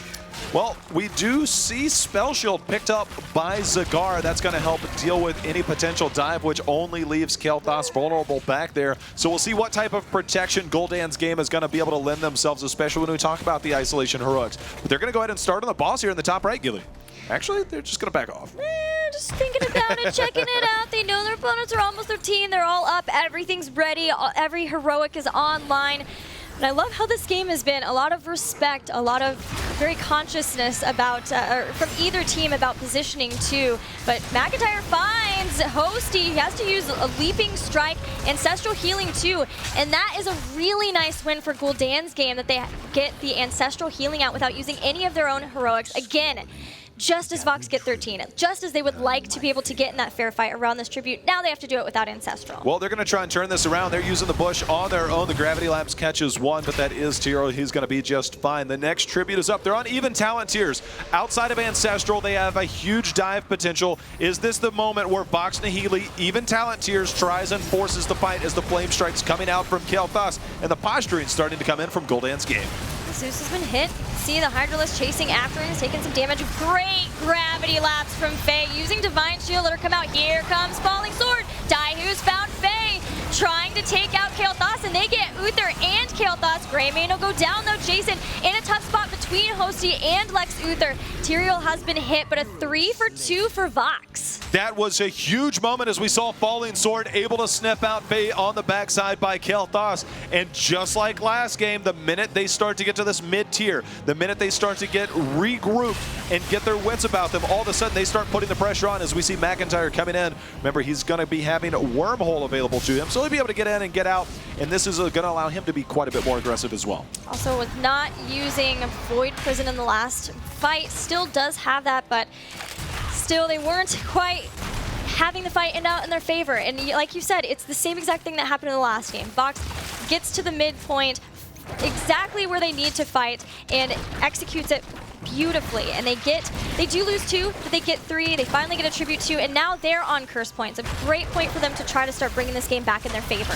I'm kind of curious, like, where you get the value. Obviously, Nidus Network, we see a lot of the creep being cleaned up by Vox Nihili, and Zagara, you know, she wants to be able to place that around the map. She's got to the phase to where all the forts except for the one in the middle are down. But how aggressive can you be as Zagara? When do you get that creep put down much further into the map to allow you to utilize that heroic? Right now, Zagara's being neutralized midway through this game. Well, there's a lot of ways of clearing up creep for Vox Nihili. They have a lot of abilities from Johanna that she can use.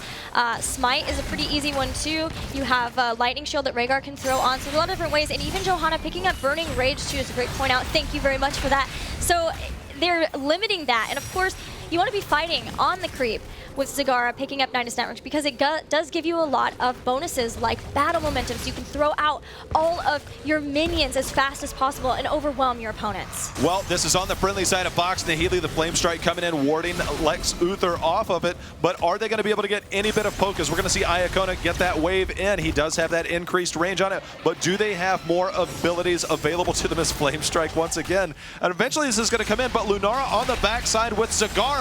I believe we have a Leaping Strike, but the action going on Zagara does go down. And that's going to lend a 5 versus 4 advantage in favor of Vox Nihili. They saw where the Banelings were coming from, and Greymane and Lunara took out Zagara. Here comes the Falling Sword. They're after Faye. They found Faye's positioning, and Stray has to power slide away. McIntyre and Faye very low. Wanted to see if he could use Eyes in the Dark, go back into his human form and get a few more shots, but didn't want to get too overly aggressive. They know they won this. They got the tribute they need to get a curse, start taking down some of the structures of Guldans' game. This is another huge turnaround. Vox Nihili, they're the ones that are starting to get the picks. They're the ones that are starting to be aggressive. We see Stray, he's starting to posture up just a little bit. Remember, if Nidus Network, I'm trying to see if we have any on the mini-map, but look on the backside, McIntyre coming in. He gets the blades going, but is it going to be enough? Zeus, the Void Prison is out, Gilly. The Void Prison was saved to throw it down on Holy Ground 2 with Tyrael. Johanna has already dropped. Tyrael does get the boss, but Greymane gets caught in the mosh pit from Stray, and he'll get taken out. Faye again being zoned away by Zeus really well, but in doing that, they lose 3 people. Only Lunara is left with Tyrael. Holy Ground to let Zeus get away, and they pick up the boss, but they lose 3 people in a time when they have a curse. Thankfully though, minions are pretty great. They still take down the top 4 and the middle one, so they get a lot of damage from this, but losing 3 people from that, not really being able to do very much else with this curse. Yeah, they didn't have a ton of stacks, but keep in mind that Greymane did go Wise and Duelist at 7, so all those stacks are now gone. You lose that advantage. That talent is basically neutralized at this point, getting no value until they get the next kill. But you can see McIntyre and team are clearing things up. They have a boss on their side. I'm not sure if this is just a posturing for Jason, but it does look like he's going to pick up the Bruiser camp in the meantime. But a little bit of over-aggressive. I mean, that's something that you never want to have happen, Gilly. You don't want to be able to get the curse, hop on a boss, and then you die. You get the boss, but you get little to no value out of the curse. I mean, as you said, the minions they're pretty strong now. They did get the forts, so that has kept them in the same level, slightly behind Gul'dan's game. I was interested with where the Void Prison was placed too. I really thought you saw me pointing at the monitor because 3 members of Vox were very close together. They were clumped. They could have been hit by a 3-man Void Prison, but instead saving it, knowing that Tyria was going to jump in with Holy Ground to try to zone people away, threw that down to try to buy them time so they could win that fight. They did win the fight, still lost the boss, but they had everything they needed. They had a ton of single target damage so that they could take out the boss pretty fast. We're in a phase to where both teams have 0 tributes to their name. If a fight gets a little bit questionable at all, you can just back out, right? And this is kind of the thing that, but when we look at Vox Nihili, you look at Falling Sword, you look at Leaping Strike, and then of course Greymane, you're pretty much all in at that point. Yeah, and this is no backing out. Yeah, it's all in, but for Gul'dan's game, they're going to try and have any moment that they possibly can as Nidus Network continuing to be used as we see Zagara all over the place. Potential invasion as Sray is under assault. He's already used his power slide and Goat going in. The return gravity lapse just missing coming out there from Faye. Yeah, would have just been zoning. I love that this has been such a vision war-centered game between the two. They have Wisps, they have Creep, clearing out the Creep, clearing out the Nidus Worms, trying to make Jason bring as little effectiveness to his team as they can by clearing that out.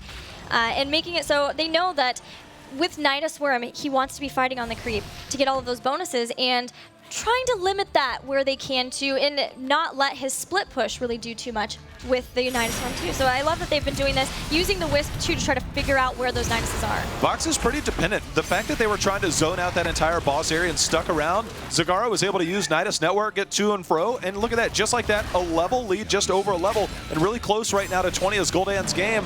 They aren't there yet, so the tribute is up. I'm curious, Vox Nihili, they're not afraid of a fight, and it does look like they're going to posture to try and defend and possibly look to attack on Gul'dan's game.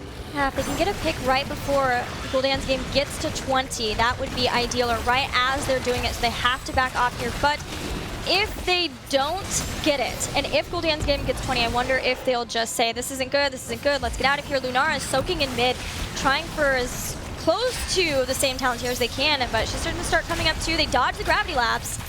They have dodged it. You can see that Splintered Spear getting some damage. The Holy Ground is zoning out Iacona, who's forced to use Divine Shield on himself. Zeus on the backside trying to do damage. Iacona is going to be able to survive as the zoning from Faye comes in as Phoenix was forced to be used, but it's not over. Zeus on the backside is getting targeted. He's going to go down. He's going to try and put some damage, but nice blink away by McIntyre and still channeling his Lex Uther, but the power slide in. In comes the mosh pit, Gilly. But Daihu had a condemn to stop it. This is still a 4v5. They've lost Tyrio. Falling Sword coming in, hitting Stray and Faye, and that will be 1 kill. They are surrounding Faye. She has nowhere to go and gets taken out. Hosty, though, being zoned from McIntyre and Jason, and she will, they will lose Lunara, so it still is a 2 for 2. We have Greymane, Johanna, and Rhaegar up. Johanna goes into the Void Prison, not going in there too, does not want to get caught by the Hammer of Justice afterward. He's so low. They're just trying to keep Greymane alive at this point. It seemed like he was trying to zone out Johanna to get to yeah, I was like, is he going in? Is he not going in? I don't know. Wait a minute, yeah, but they somehow were able to turn that around. The minute Falling Sword went down, all kinds of craziness broke loose. In the middle of all that, level 20 was picked up by Gul'dan's game. I was very concerned too because they hit a fork in the road, if you will, for the pathing, and Zeus drops Sanctification, but it's just on himself because everyone else chose to chase down, I think it was Uther, they chased down somebody away, and so he just used Sanctification himself, jumped in again, wanted to use Holy Ground to zone, but was so low at that point and separated from everyone else, that's when we saw Tyrio go down. And I felt like, okay, well they have 20, they have 4v5, I don't know about this, especially since Void Prison was still up. But they still used the Falling Sword. They found Faye a little bit too far up in the range of those dives and were able to still even it up again, and now they have picked up their Storm Talons. Well, they are looking for a boss. Is Vox Nihili and McIntyre the perfect person to snip it out? Obviously, he's invisible, at least there. And it looks like Hosty says, I think I see him. But now we see Guldans game starting to come in. There are uneven talent tiers as the Holy Ground has been used. Falling Sword on the backside going in. Iacona was caught there. McIntyre in deep, but the Divine Shield has been used. The power slide in by Stray. He's going to bolt out. Things are looking very questionable as Jason is going to be the target and going down. So Vox Nihili with a nice takedown there. I love that Guldans game is constantly this whole game being like, Vox, no boss for you. Vox, no boss for you. This time it didn't work out for them, though. They didn't have Void Prison yet. They didn't have Mosh Pit either. They weren't quite off cooldown.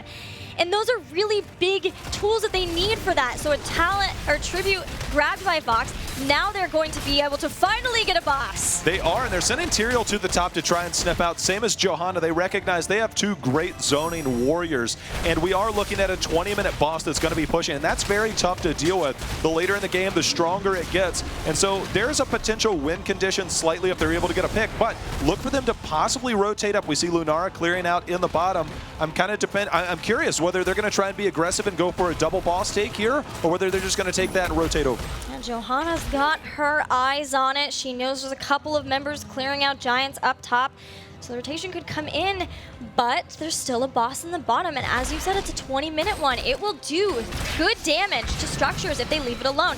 They see it, they see the defense, they see a lot of members here, and immediately start the other boss. There's a certain element that if you can get your timing right, you could do some damage to the boss, and this is exactly what they're doing. They did enough damage to the boss to mitigate. They're going to save a keep that way. And now they're going to rotate up, and Vox recognizes this. They're going to try and get on this point, and just like that, they weren't able to rotate quick enough. That's double bosses now for Vox, and that bottom boss is still going to do a little bit of work in the meantime. The Roach is actually helping Vox out just a little bit. Jason saying, hey guys, just want to check you here. Yeah, okay, have some Roaches to help you get this boss, but this is the one that Vox want to push with.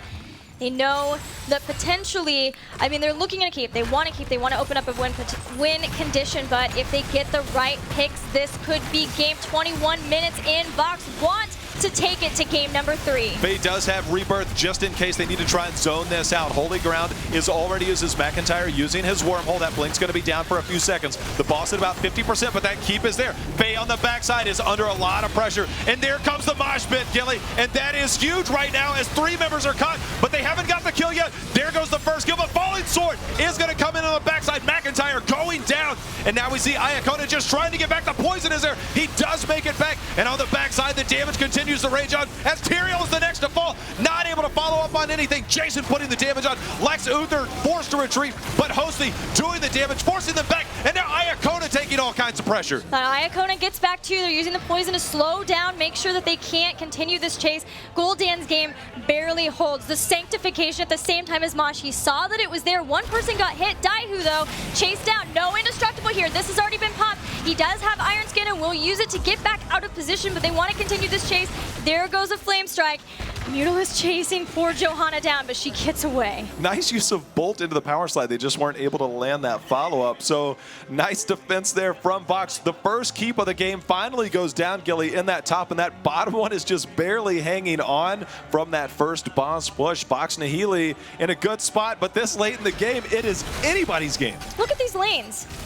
This is versus a Nidus Network Zagara. Vox Nihili have done such a great job versus this, keeping Zagara so far back here, dealing with catapults. This is not what you want. You want to be out and aggressive with your 4, while Zagara is happily chipping down some towers or some keeps at this point. And that is not what she's been able to do. And I feel like Vox have just done such a good job again with clearing up the creep, being very, very diligent about that task. You're exactly right, Gilly. I mean, at this point in the game, you expect to have at least a keep down, especially when you're building Zagara the way that you did, and you have Nidus, so not necessarily working out in their favor just yet. But 2 tributes are captured by Vox. The next one could be a curse. You can't give that up, but at the same time, Vox has proven very tough to deal with in team fights, despite the 2 kill advantage for Guldans game. Next tribute spawning in a very friendly spot for Vox. Everything is ready. This could be the final fight of the game for either side. Zeus going in pretty deep. Zone stray away with Holy Ground, and he's going to take a lot of damage here, but has Power Slide to get back in. Look at the Bailing Massacre. It's coming in far and it's doing damage, but McIntyre going in, getting the interrupt on Lex Uther. He's instantly trying to channel this again, daring somebody to come in and try and interrupt. And nice zoning right now by Daihu, and there's the Rebirth by the Phoenix. Casting at max range, using the Rebirth, trying to get positioning on it, allowing them to stay in the fight a little bit longer. Daihu has been watching for McIntyre, and Hosty on the other side trying to zone out the same. They've been doing what they can to try to get this, but look at the phase 2 minions and mercenaries starting to push in. Guldans game are under a clock at this point. McIntyre jumping in, jumping back out. Goku's almost down. Ancestral healing hits. Here comes Falling Sword, but Void Prison on the back. The Divine Shield has been forced onto Faye. The Mosh Pit lands on Lunar, but the nice cleanse coming in from Uther on the bottom. Stray in deep, and they are going in. Down goes Kael'thas. Indestructible has been popped. We see Jason on the backside, does go down. Leaping Strike goes in. 4 members are down. Uther will come back up, but the core is under assault by the camp. We are going to game number 3. 20%, the minions, the Winions, if you will. Giants plus catapults. They don't even need the members of Vox Nihili. Vox able to say, yes, we lost game 1, but still keeping their composure, and they're bringing it to game number 3. What a fantastic series, J-How. Back and forth every single game. They are trading haymakers in this series, and we have the pleasure of going to game number 3 as Vox Nihili are able to take out the victor, or take out game number 2, and they've done it late game each time. Now, Towers of Doom, you had the clock, you had the altars, and now here it's like, hey, listen, we're actually going to be able to do something with these fights, but I am so curious to hear what the guys over at the panel have to say about this. And we'll hear about that right after this break. Welcome back to the Heroes of the Storm Fall Regional for North America here once again. We're in now about to enter game number 3 here between Vox Nihili and, of course, Guldans game. A very, very common thing here to see in North America. These two teams really going up against one another to the very edge and pushing each other to the brink, boys. It was a crazy series, to say the least. I mean, there were plays left and right. The Falling Sword value was real. So I mean, and say, like, I felt like I was in Europe again. There just was no leap to prime it. It was just ridiculous. And I mean, just really good plays on both sides. Honestly, Vox Nihili is proving that they might be far better than a lot of people give them credit for in this tournament. Definitely, definitely. I mean, Vox Nihili has shown that they are here to play, getting so close to winning that first game and now actually securing it in this game. Plus, I have to give him props. Like you mentioned, the Falling Sword. It's just so much value here by forcing Guldans game to fight them. Guldans game couldn't afford to posture 4v5 for very long at any of these positions because of how strong the hard engage was in favor of Vox Nihili. I mean, you got to imagine how different this game would be with just a Blessed Shield. Johanna can get into great positions, and again, like at this point, this Falling Sword is doing like I think like 700, 800 damage as a chunk when it flies forwards, and that's on everybody it hits if it hits multiple people. I watch a lot of WWE, I must admit. I'm sorry, I do.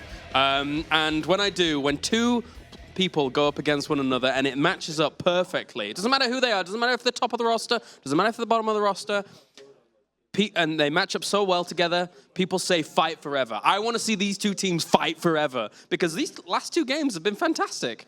They've definitely been a show, that's for sure. Fantastically entertaining. Yeah, no, it has been. They've put, like, and honestly, there's been some pretty solid play on both sides. It just seems to be like a roller coaster of emotion, really, for both of them. Vox Nihili specifically in that game, I mean, the Falling Sword, I can't say it enough. We were talking about, like, in a double warrior composition, having Johanna, how little impact that typically has. But by going Falling Sword, she provided a lot of kill potential and just, like, damage that really made up for the choice as a comp. And, like, the Leaping Strike, 1v1ing Zagar in a lot of situations. And with her having a Nidus network, she gained little to no value that entire game.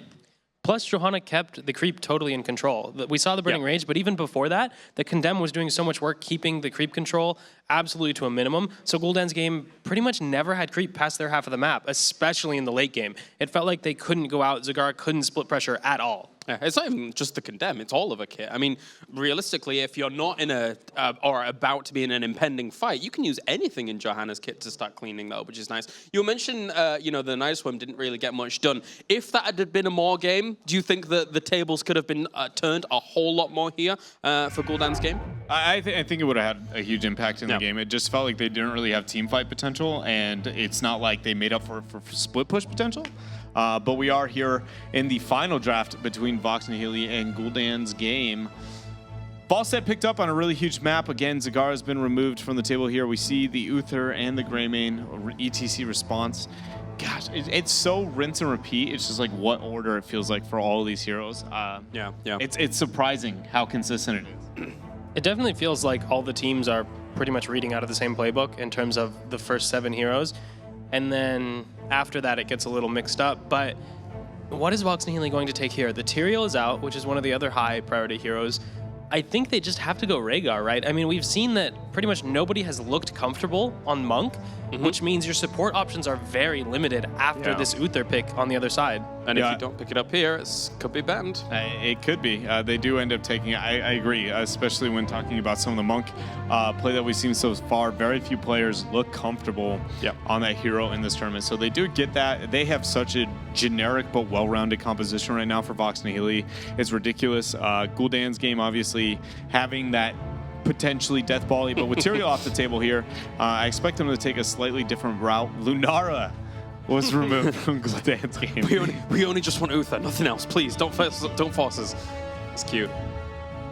The Lunara pick, the Lunara ban, I mean, is totally reasonable coming out from Guldans' game. It was used to such great effect, wrecking their split Zagara at pretty much every team fight. Now, for this ban, for Vox Nihili, I target Mac. But what do you ban to target Mac, man? He has so many options here on Sky Temple, literally everything. Yeah, I don't know. Honestly, with how powerful a lot of the teams have considered Kerrigan, I would say it's one of her like mid-level maps, not necessarily one she thrives on, but isn't poor nearly like Curse Hollow. Maybe they'd be worried about it. I mean, that was the game that they lost by a large margin in the early half. Like they just had a couple of great plays to be able to come back and then lost it. So I might want to be more worried about that, especially with the Uther Greymane already picked up. Banning out FaZe Li Ming, though, also seems like a reasonable choice. The Kael'thas play looked a little shaky. Jaina play maybe a little bit better than that. But if you figure, hey, we can't ban Mac out of his hero pool, he's just got too many melee assassins to choose from here, then maybe targeting FaZe is the right call because that Li Ming is just so devastating, and they don't want to have to deal with that. That actually, historically, from my competitive experience against Faye, we would actually do that intentionally. There were certain heroes that she would excel at, and we felt like she was a little bit weaker on some of the others, so we would push her towards what we thought was weaker, and we could deal with it that way. So, I mean, it could be a strat here. We see an early Johanna. I mean, we've seen it all day, kind of as a response to the ETC to a certain extent, some having more impact than others, and then also a Sylvanas here for Guldans' game. The Sylvanas pickup looks sweet, man. Yeah. It's so much value on Sky Temple because pretty much all of the building health points go towards one big pool of how much health you have left in this game. And I love Sylvanas on this map. Just the split pressure enabling top push during the second shrine to trade positively, even though they're getting the temple, is so much value. Does Vox Nihili now need a little bit more lane control considering what we're seeing on Guldans' game side? Or what do you think? Personally, I would like to see them go for something that enables kill pressure to deal with the Sylvanas. ETC, great for that. They could go Kerrigan if they're comfortable with it.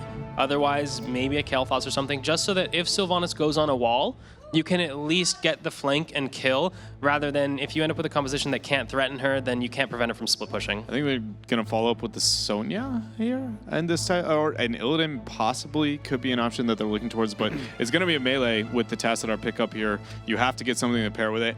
I can say I want a Thrall really bad, actually. I'm surprised with how little we've seen him in this tournament specifically, especially on maps where the skirmishing is so dominant. They go with the Illidan, so we're going to see that for them. But he is not only with Zagara off the table, one of the better solo laners, and a lot of teams have pulled away from the Sonya, but then there's just that hard engage and hard CC is what it seems some of the teams have been struggling with a bit here, and it's just the follow-up and the prep that it can provide to a comp, I'm surprised he has been so low value. And it comes towards the end of a draft here for Illidan, which then leaves Guldans' game with only one more hero choice to respond. And they pick an Arthas, which is a good response to it. I suppose they have the Wailing Arrow as well. And Blind. It's an interesting place for Illidan, but he does have the Illidan trifecta of Tassadar and Rehgar. To be fair, Kalaris, you kind of convinced me, and I was really hoping for a Lili pick at the end there. I'm a believer now. I really wanted to see that Lili, but Arthas, I mean, yeah, I like that matchup too. Works too, yeah.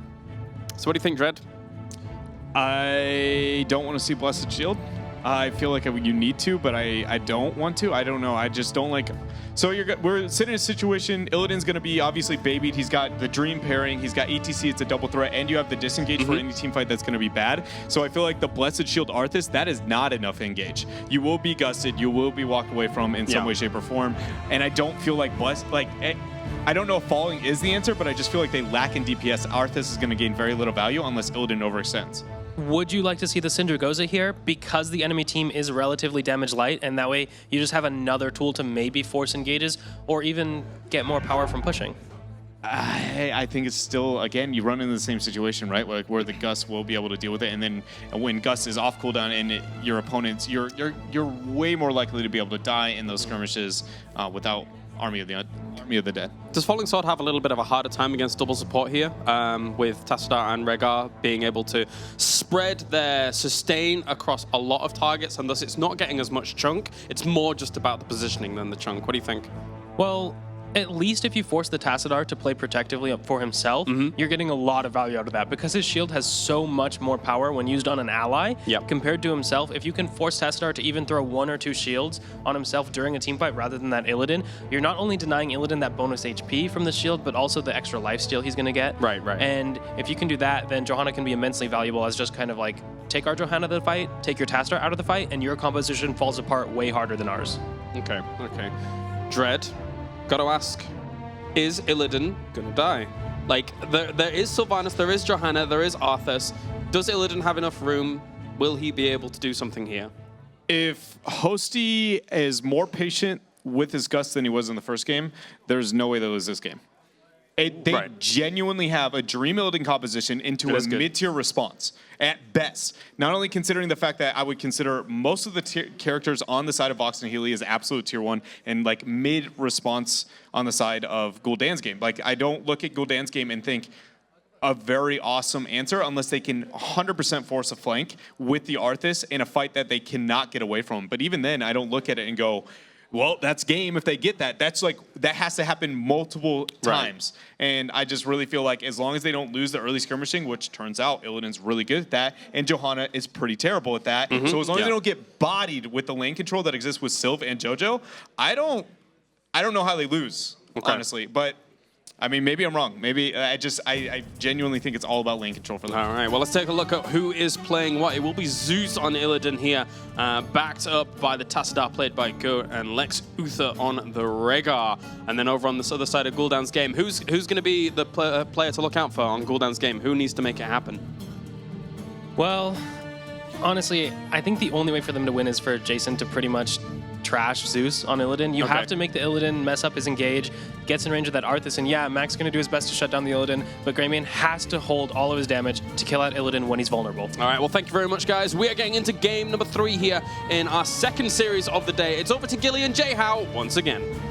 Oh, game number 3 in this amazing series between Vox Nihili and Guldans' game. So excited to be here with you, J-How. Are you ready to go?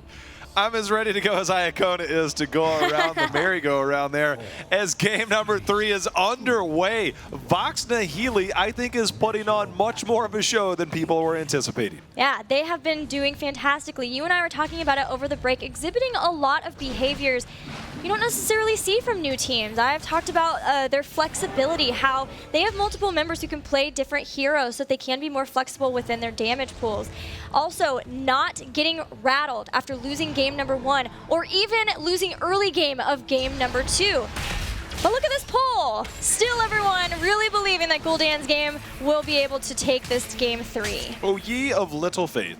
Exactly. Well, we're going to see Zeus down in the bottom going up against McIntyre. Of course, he does have Immolation, I believe. He does have Immolation, so that's going to help him clear out camps and clear up waves. But the true fight is going to be up at the top when you have somebody like Sylvanas trying to defend against a 3-push here, coming in from Vox Nihili. All right, Vox making sure that Faye doesn't get any extra structural damage done, and that's really important on Sky Temple specifically because the structures are your team's health. If they lose too much to a really early game push, especially in this top lane, it allows Guldans game to get the top temple, and if Vox can't spend a lot of resources to push them off, then they get a fort for free and start snowballing into the Sky Temple experience game. Speaking of getting a few things for free, they are pushing in the top hard right now. They've now taken down 1 tower. They're looking for 2, and they are going to probably use this to try and capitalize and get the top temple. But HotS has to be careful as he barrel rolls away. They're pretty low, and there's a fight going down in the bottom from Guldans game to get some of that towers too, and HotS will go down at the start of this temple phase. Respawn timers are pretty short. He'll be back in 10 seconds, can fly back in to help, but for a little while there's a power play happening for Guldans game where they have more people on the battleground and can capitalize on that for the temples. Daihu's trying to body out at least for the time being, trying to keep control of that, but McIntyre and Sray come in. That's a pretty intimidating front line when you look at Arthas and when you look but we do have the power slide on the backside. Jason just gets taken down. As you said, HotS flew in on Falstad, and Sray just barely able to get away. He flew in and was like, here I come guys, hammering.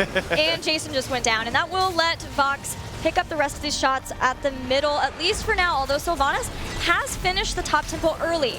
So she can rotate down potentially if she wanted to and help her team if they want to get into another brawl over these and steal more of the towers away.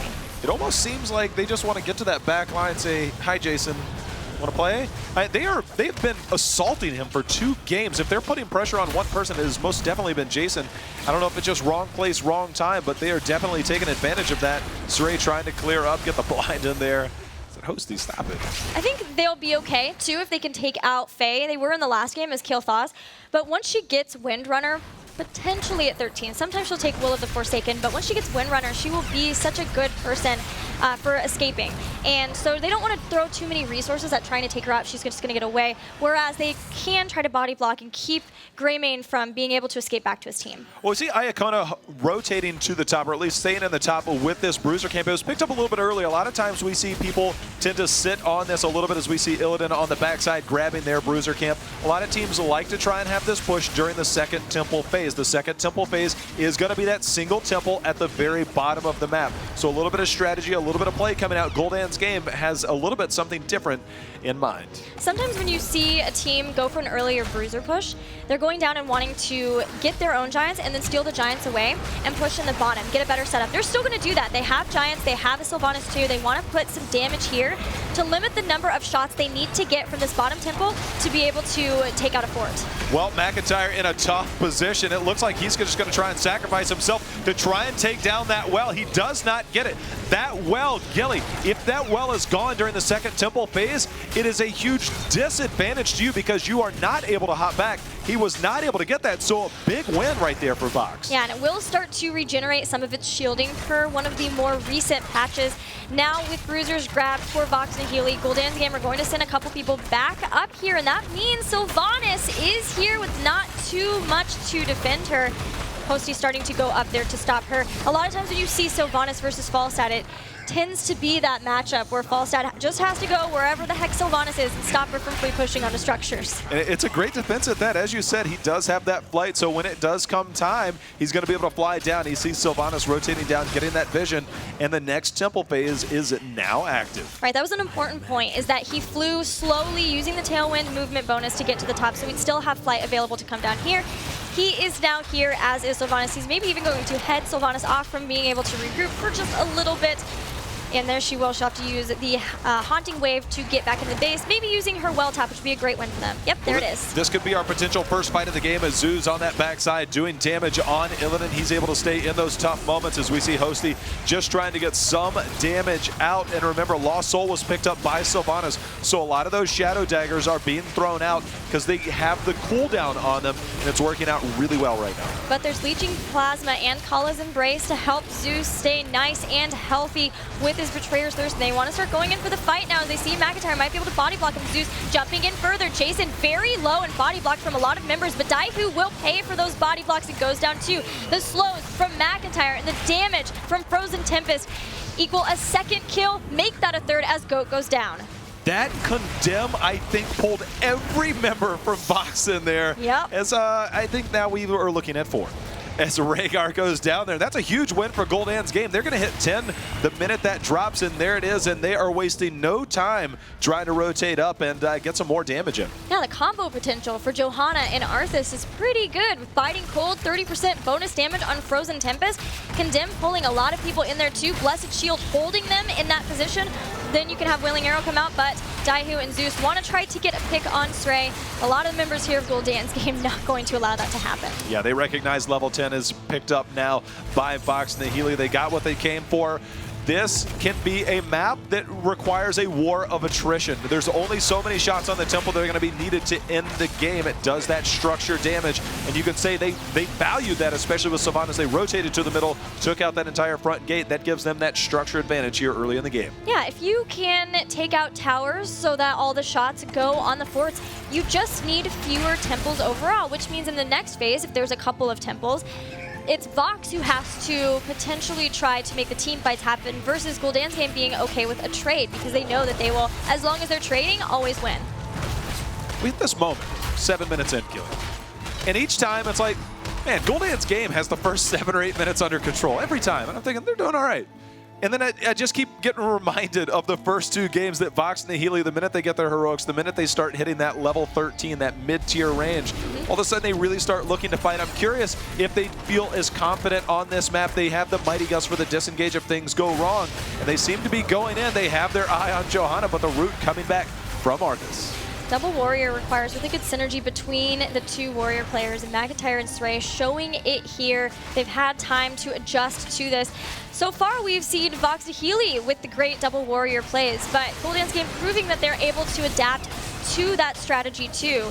And like you said, we'll have to see if the addition of Mighty Gust, picking up heroic abilities, is what Vox needs to once again steal the mid-game away from Guldans game. But the biggest thing is you look at a hero like Illidan, you expect him to be on that back line, diving in and just creating havoc. So far, those fights haven't happened. So the value that you're getting out of Illidan is something like picking up camps. It's a matter of time until that finally opens up for them, as we see temples that are now spawning at the top and the bottom. And if you're at the bottom, you risk giving up the boss, and you can see Vox Nihili not willing to give that up, but they also have the Bruiser camp pushing to the top. Vox knows exactly when they need to get into fights, and always right before Guldans game gets a level with a talent tier ahead of them again. And this is always the time that we see them take a fight and start to win the game where they had been losing the early game before.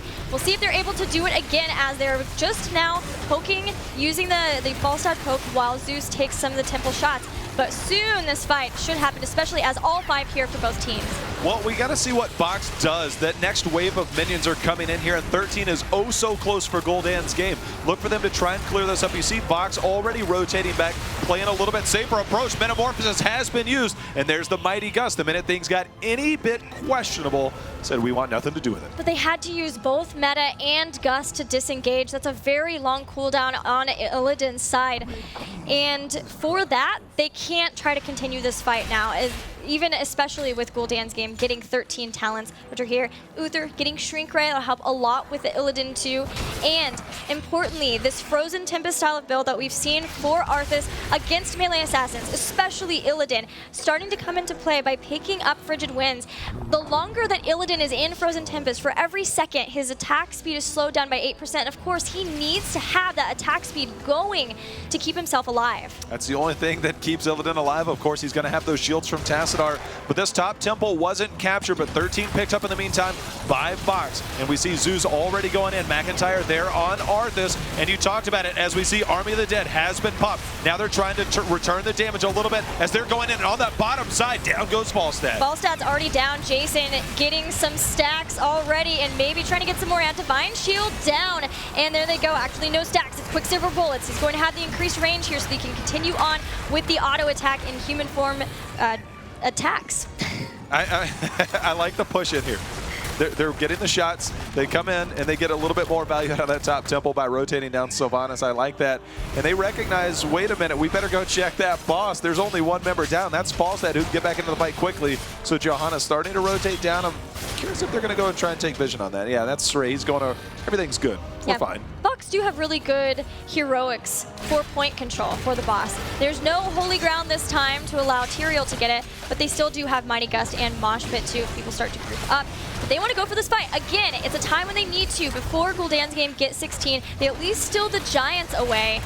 They can push with those as they picked up theirs too to try to mitigate the damage to structures that have been done to them. They are on the back foot for structures largely, especially because of the Sylvanas that Guldans game have. They did recognize Arthas was still on the top, so they rotated down, they invaded the camp, they took that, and they're getting good value out of that. But at the same time, during that entire thing, between the kill, between the temples that are going on, we're now looking at a level and a half, almost 2 full level lead now for Guldans game. So they're starting to stretch it. Their mid-tier game is starting to look a little bit better than it was the first two. And 16 is awesome for Guldans game because Executioner is here. More damage to slows, stuns, and rooted targets, getting to increase your attack damage if you attack them. And guess who has a lot of those things? Arthas. Even more so now, too, with the potential of Root with Remorseless Winter. The area for Illidan to try to get into an engagement with is getting a lot scarier. It's a lot scarier for Illidan, so we're going to see how much discipline he has. Again, getting the value out of Illidan is tough. When we look at the hero damage, nobody's blowing anybody away. It's 6 kills to 3, but it seems to be those one-off kills that we see from time to time coming out on the side of Guldans game. It's what we've seen between the few games. We're still waiting for that one big fight. Nobody has even tried for a boss, but when you have Sylvanas, you have a talent to your advantage. Push in and take some structures. Yeah, in the last fight, Hosty was the one who got caught out from the rest of the team, trying to do what we saw him do in game number 2, which was go off of the side, maybe try to get a 1v1, which was, as Lunara, he was doing that really well with Sagara, but that didn't work out for him last time. He needs to make sure that he is available to be able to gust the team away if they get into a bad engagement than being Vox. But for now, they're trying to get their 16 talents as fast as they can, not lose too much here with this big push that Guldans game have. The structure damage is real as Zeus goes in on that backside on Jason, trying to pick on Greymane, but there is McIntyre right there. He does get the root onto Illidan, just as you were talking about a moment ago. The root now coming out again onto Daihu. Arthas getting tremendous value out of his talent choices. Yeah, and the concern about not having enough damage, Executioner plus Quicksilver Bullets really helps with that for Jason because he does have increased range for humans. Attacks plus having the Executioner for more damage as long as McIntyre in there and slowing people down on the front line. But now 16 is here for Vox Nihili, so they know that they can get into a fair fight, try to take some people out. They have more damage even with Echo Pedal coming in for ETC.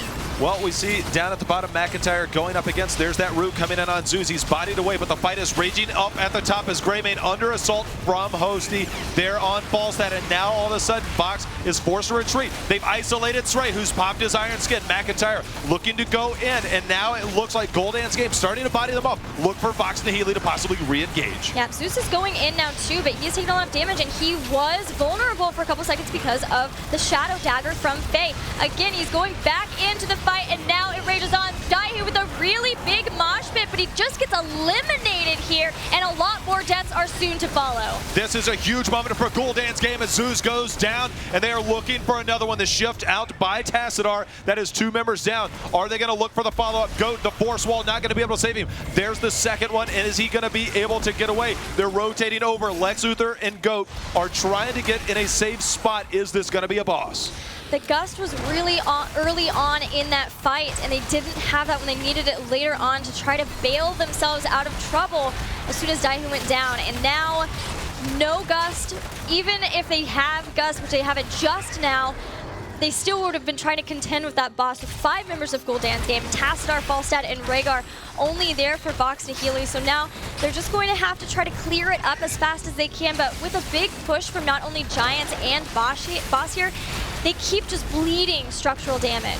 I'm curious what Guldans game, but Power Slide and Jason caught in there. He had been stunned out repeatedly after that Earthgrass Totem went down, and now we see Srey forced to retreat. Zeus goes in, does a little bit of damage. That Iron Skin is out, and just like that, Vox comes in and neutralizes a lot of what Guldans game was trying to get, but Guldans game still on point on the Temple in the bottom, getting a few extra shots. I don't know if they're going to be able to save that keep, but they're definitely trying. Yeah, they are trying. They've at least made sure that Jason and the rest of Guldans game can't push along with the boss, take this out, steal the point away. That's and huge. The split was very good there. They just barely saved the keep in a difficult situation to try to do so. Daihu just missing power sliding onto the point to steal the Giants away. Gets hit by a root, maybe in trouble here. Definitely in trouble here, so is Zeus. Has friend or foe, but not sure if Lex Uther wants to try to get in range to help him get out of there. And another 2 kills for Guldans game. Back and forth this game goes, and that also gave level 20 over to Guldans game. They recognize this keep is so low. They should be able to take this down. I'm curious what their next step is. Greymane just now respawned. They're going to take their keep, they're going to back off and play the structure game, play the objectives. Guldans game, man, I mean, the power slide that came in, I was like, okay. And then Shrink Ray came back around. They just completely dove on ETC, and now they're rotating up to the middle. Again, if this becomes a war of attrition, it's heavily favoring Guldans game right now. Guldans game needs to not take risks here, and they know it. They have so much of a lead structurally. 1 keep already down, the keep that's in the boss lane at that. They could win off of temples. They could win if they could force the members of Vox Nihili to come into a fight before they hit 20. There are lots of ways where they can win, and they know that they have the ability to be patient here. They grab bruisers, they steal them away. They're even going to get another keep potentially, although Hosty comes in with a big mosh, as well as the gust that threw them into the wall. Jason, there's doing so much to take him out, but Ancestral Healing has to save Daihu. Zeus barely hits Metamorphosis in time to be able to live through that. They're somehow winning this fight. They get 2 kills from this. 20 was here, but that doesn't necessarily win a team fight. Not at all. Righteous Defense, or excuse me, the Resurrection is going to be there for Uther, and that is going to bring him back on the board. While they got 2 kills, it's neutralized by that level 20 talent. They're able to come in and take down that keep. The Force Wall is keeping Srey locked in. The fly over by Hosty in a terrible spot right now is Faye using that Windrunner, trying to get over. The damage is going to be there. Zeus is going to look for it, and Faye goes down. The Windrunner not able to save him. Now Srey in a lot of trouble. He's going to be taken down. The Indestructible has popped. The camp still pushing in the top. Srey is in a very tough position as he is going to go down. That is 3 members down right now for Guldans game. I was just saying, they didn't need to take any risks. They pushed with Sylvanas, they got to keep, they lost 3 people, and 2 of them are going to be down for a minute while temples are available. And Vox taking both of them, ready, sending Falstad back to defend their core. Core has not taken any permanent damage yet, but with 2 keeps down, well, they're going to have to babysit their core. They are, but at the same time, I mean, late game again. Vox Nihili winning the fights. A little bit later this time around. We're 18 minutes in. They finally got a couple kills, and this is allowing them to catch up on some structure damage. They grab the camp. They're going to rotate over. I mean, this is just a tough spot. Guldans game. It's just the back and forth, Gilly, of these teams. They were able to win the fight. They were able to capture the temples, but they are still not taking out a keep. That top keep is very, very low. They may do something crazy like force them to respawn down the bottom to these giants and group up, try to push up that top keep. I'm not sure, but that they have to defend so often now because 2 lanes of catapults plus the bruisers are in the top lane. That's why we see Falstad there, but at least he can fall in if they can find a fight. You want to talk about playing the strategy game. ETZ holding on to his level 20, and there are so many available talents that you can make plays happen with, whether it be Bolt, whether it be the repositioning with the power slide while using Mosh Pit. There's so much that can happen, and he's holding on to that. He's not letting Guldans game prepare just by holding on to that talent. Daihu's favorite hero is ETC. I was actually asking them about their flexibility. He said, yeah, we're flexible enough that if someone else needed to play ETC, you could bet that could happen, but probably not going to happen. He loves his ETC. Of course, we see a lot of that play holding on to the level 20 talent, and he'll continue to do so until he figures out exactly what is going to get the best value for his team in those team fights, which could be happening pretty soon. They're starting to set up around the boss, everybody ready. If Guldans game can force Vox Nihili to get in a really long fight, that would be very good for them because, again, 2 lanes of catapults pushing. There's only one thing I hear right now, Gilly. It's the tension in the air. This is a huge moment because both these teams, they're just sitting there in a neutral area saying, I'm not committing if you're not committing. It's like the old Civil War showdowns. Eventually, we're going to trade blows, but right now, we're going to position ourselves. 2 temples are up. That middle keep has already taken damage on the side of Vox Nihili. If those temples go in favor of Guldans game, look for them to be aggressive and try and finish. But Vox Nihili has stayed strong so far, and now 5 seconds, Gilly. This is huge. They have to win this temple phase. They have to. Guldans game knows that too. They know that people are going to be out here. Falstad's starting to come in. He has epic mount, so he can be kind of back and forth, but they want to go for the fight right now. They don't want to try to let those catapults get too much. Force ball keeping straight in the fight. That's put a lot of damage onto Johanna very quickly. Indestructible should be back up, but you don't want to give up that much free damage. McIntyre trying to body off Guldans game, just trying to get on point. In the meantime, those shots are going onto the keep as Sray's starting to go in. He only grabs through McIntyre looking to lock down anybody, but he's not able to just yet. Daihu on the backside while Zeus goes in, and we see the root is there. Divine Shield has already been used, but out comes the mosh pit, but down goes ETC. The Ancestral is just in time onto Zeus, and they're trying to do that damage, and it looks like Greymane has finally gone down. The Storm Shield is out. Faye trying to use the Windrunner, goes down and trades the kill onto Hosty. The Death Mosh, locking him down even after Mosh Pit and ETC had gone down, and that is 3 kills to 2 with Vox Nihili still on the chase. They have Zeus left. They've taken down Uther. They're following. They know he is going to come back up with Redemption. But Illidan is one of the best heroes for the core, and they took down a keep. I think this is it. This is it. Vox Nihili is on the core. As you said, Illidan is there. He is in permanent metamorphosis. The stun coming out from Iacona, and the damage is down. The shield is pretty much gone on the backside, 82%, but the Storm Shield is out. Minions are trying to save, but I don't think this is going to be enough. As you said, Illidan is going to take this game, Gilly. Illidan still on the core. Lex Uther getting lower and lower in health, but as long as they're focusing on Lex Uther, they're letting Zeus run rampant on this core. Go, moving around, moving away. He dives back and forth. 9%, 8%, 5%. Vox Nihili wins against Guldans game.